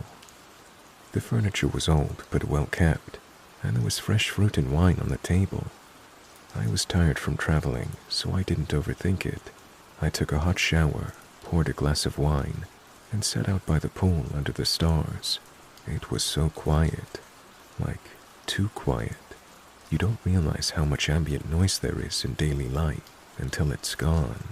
No cars, no people, no dogs barking, just the occasional rustle of leaves or distant howl. Around midnight, I heard a soft tapping on the window next to the living room. It was just 3 taps, deliberate, sharp, not like wind or an animal. I stood frozen with my wine glass mid-air. Nothing. I turned on the patio light. The yard was empty. The next morning, I shook it off. Jet lag, stress, overactive imagination. I went into town. Cute place, very sleepy. There was one small cafe, a pharmacy, and a few older locals milling about. I grabbed a croissant and espresso and wandered back to the house. When I got back, I had a missed call and a voice message from Maria. Hi, I hope you're settling in well. Just wanted to check in and see if you needed anything. Oh, and please don't go into the cellar. It's locked for a reason. That was it. Her voice sounded flat, like someone reading from a script. I replied, just saying things were fine and thanking her for the wine and fruit. She didn't respond. That afternoon, I explored the property more. The olive grove behind the house stretched for what felt like miles.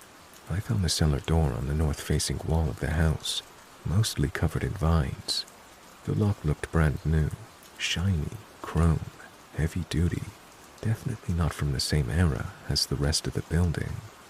I took a photo, mostly because it struck me as weird how the door seemed deliberately hidden. Later that evening, I was flipping through my photos while eating dinner. I zoomed in on the picture of the cellar. That's when I saw it. In the window's reflection, right next to the door frame, was a face.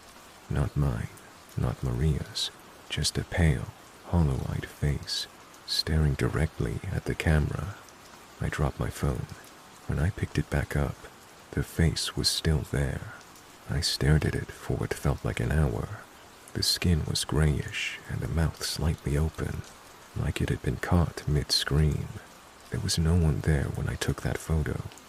I was alone. I was sure of it. I deleted the photo. That night, I couldn't sleep. I kept thinking I heard soft thumps coming from below the floor, maybe pipes or rodents. At some point around 2:30 a.m., the hallway light turned on by itself. I just lay there, not moving, under the covers like I was 5 years old again. I stared at the crack beneath my bedroom door and waited for a shadow to pass. Nothing did. I eventually passed out from sheer exhaustion. The next day, I told myself I was being paranoid. I left the house and drove along the coast to distract myself. When I came back in the evening, something was off. One of the bedroom doors I hadn't used was slightly open. I was certain it had been closed before.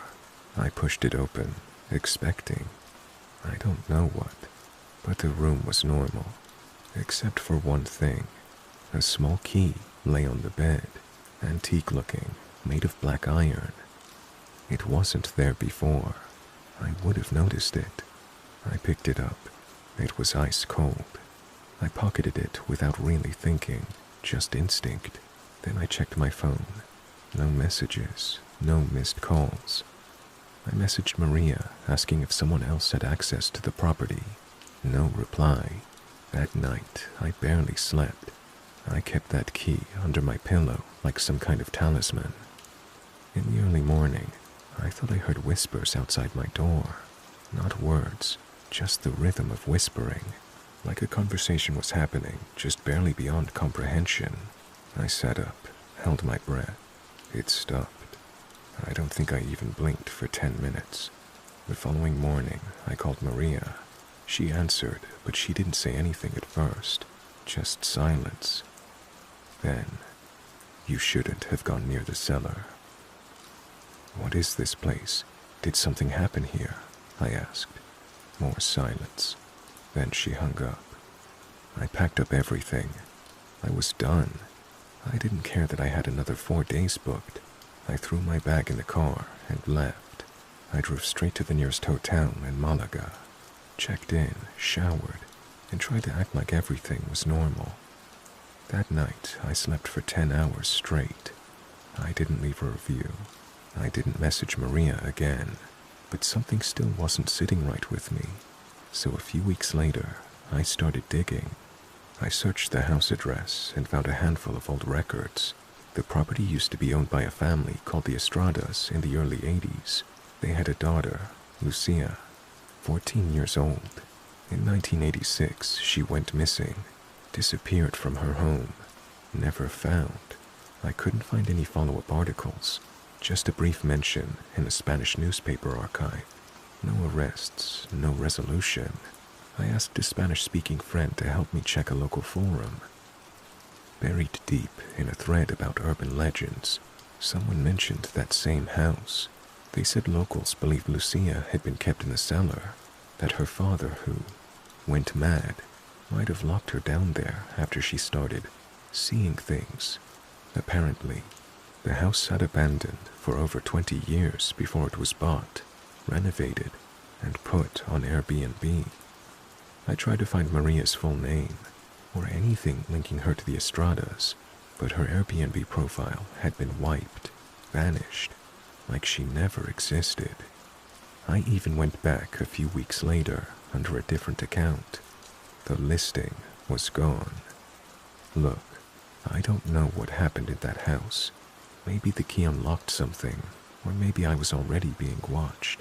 Maybe Lucia is still there, in some form. All I know is that something was wrong with that place, deeply wrong. I keep thinking about that face in the window reflection, how it looked like it was screaming, but made no sound. I don't know if Maria was protecting guests, or covering something up, but if you're ever traveling and something feels off, leave. Trust your gut. It's better to lose money than lose your mind.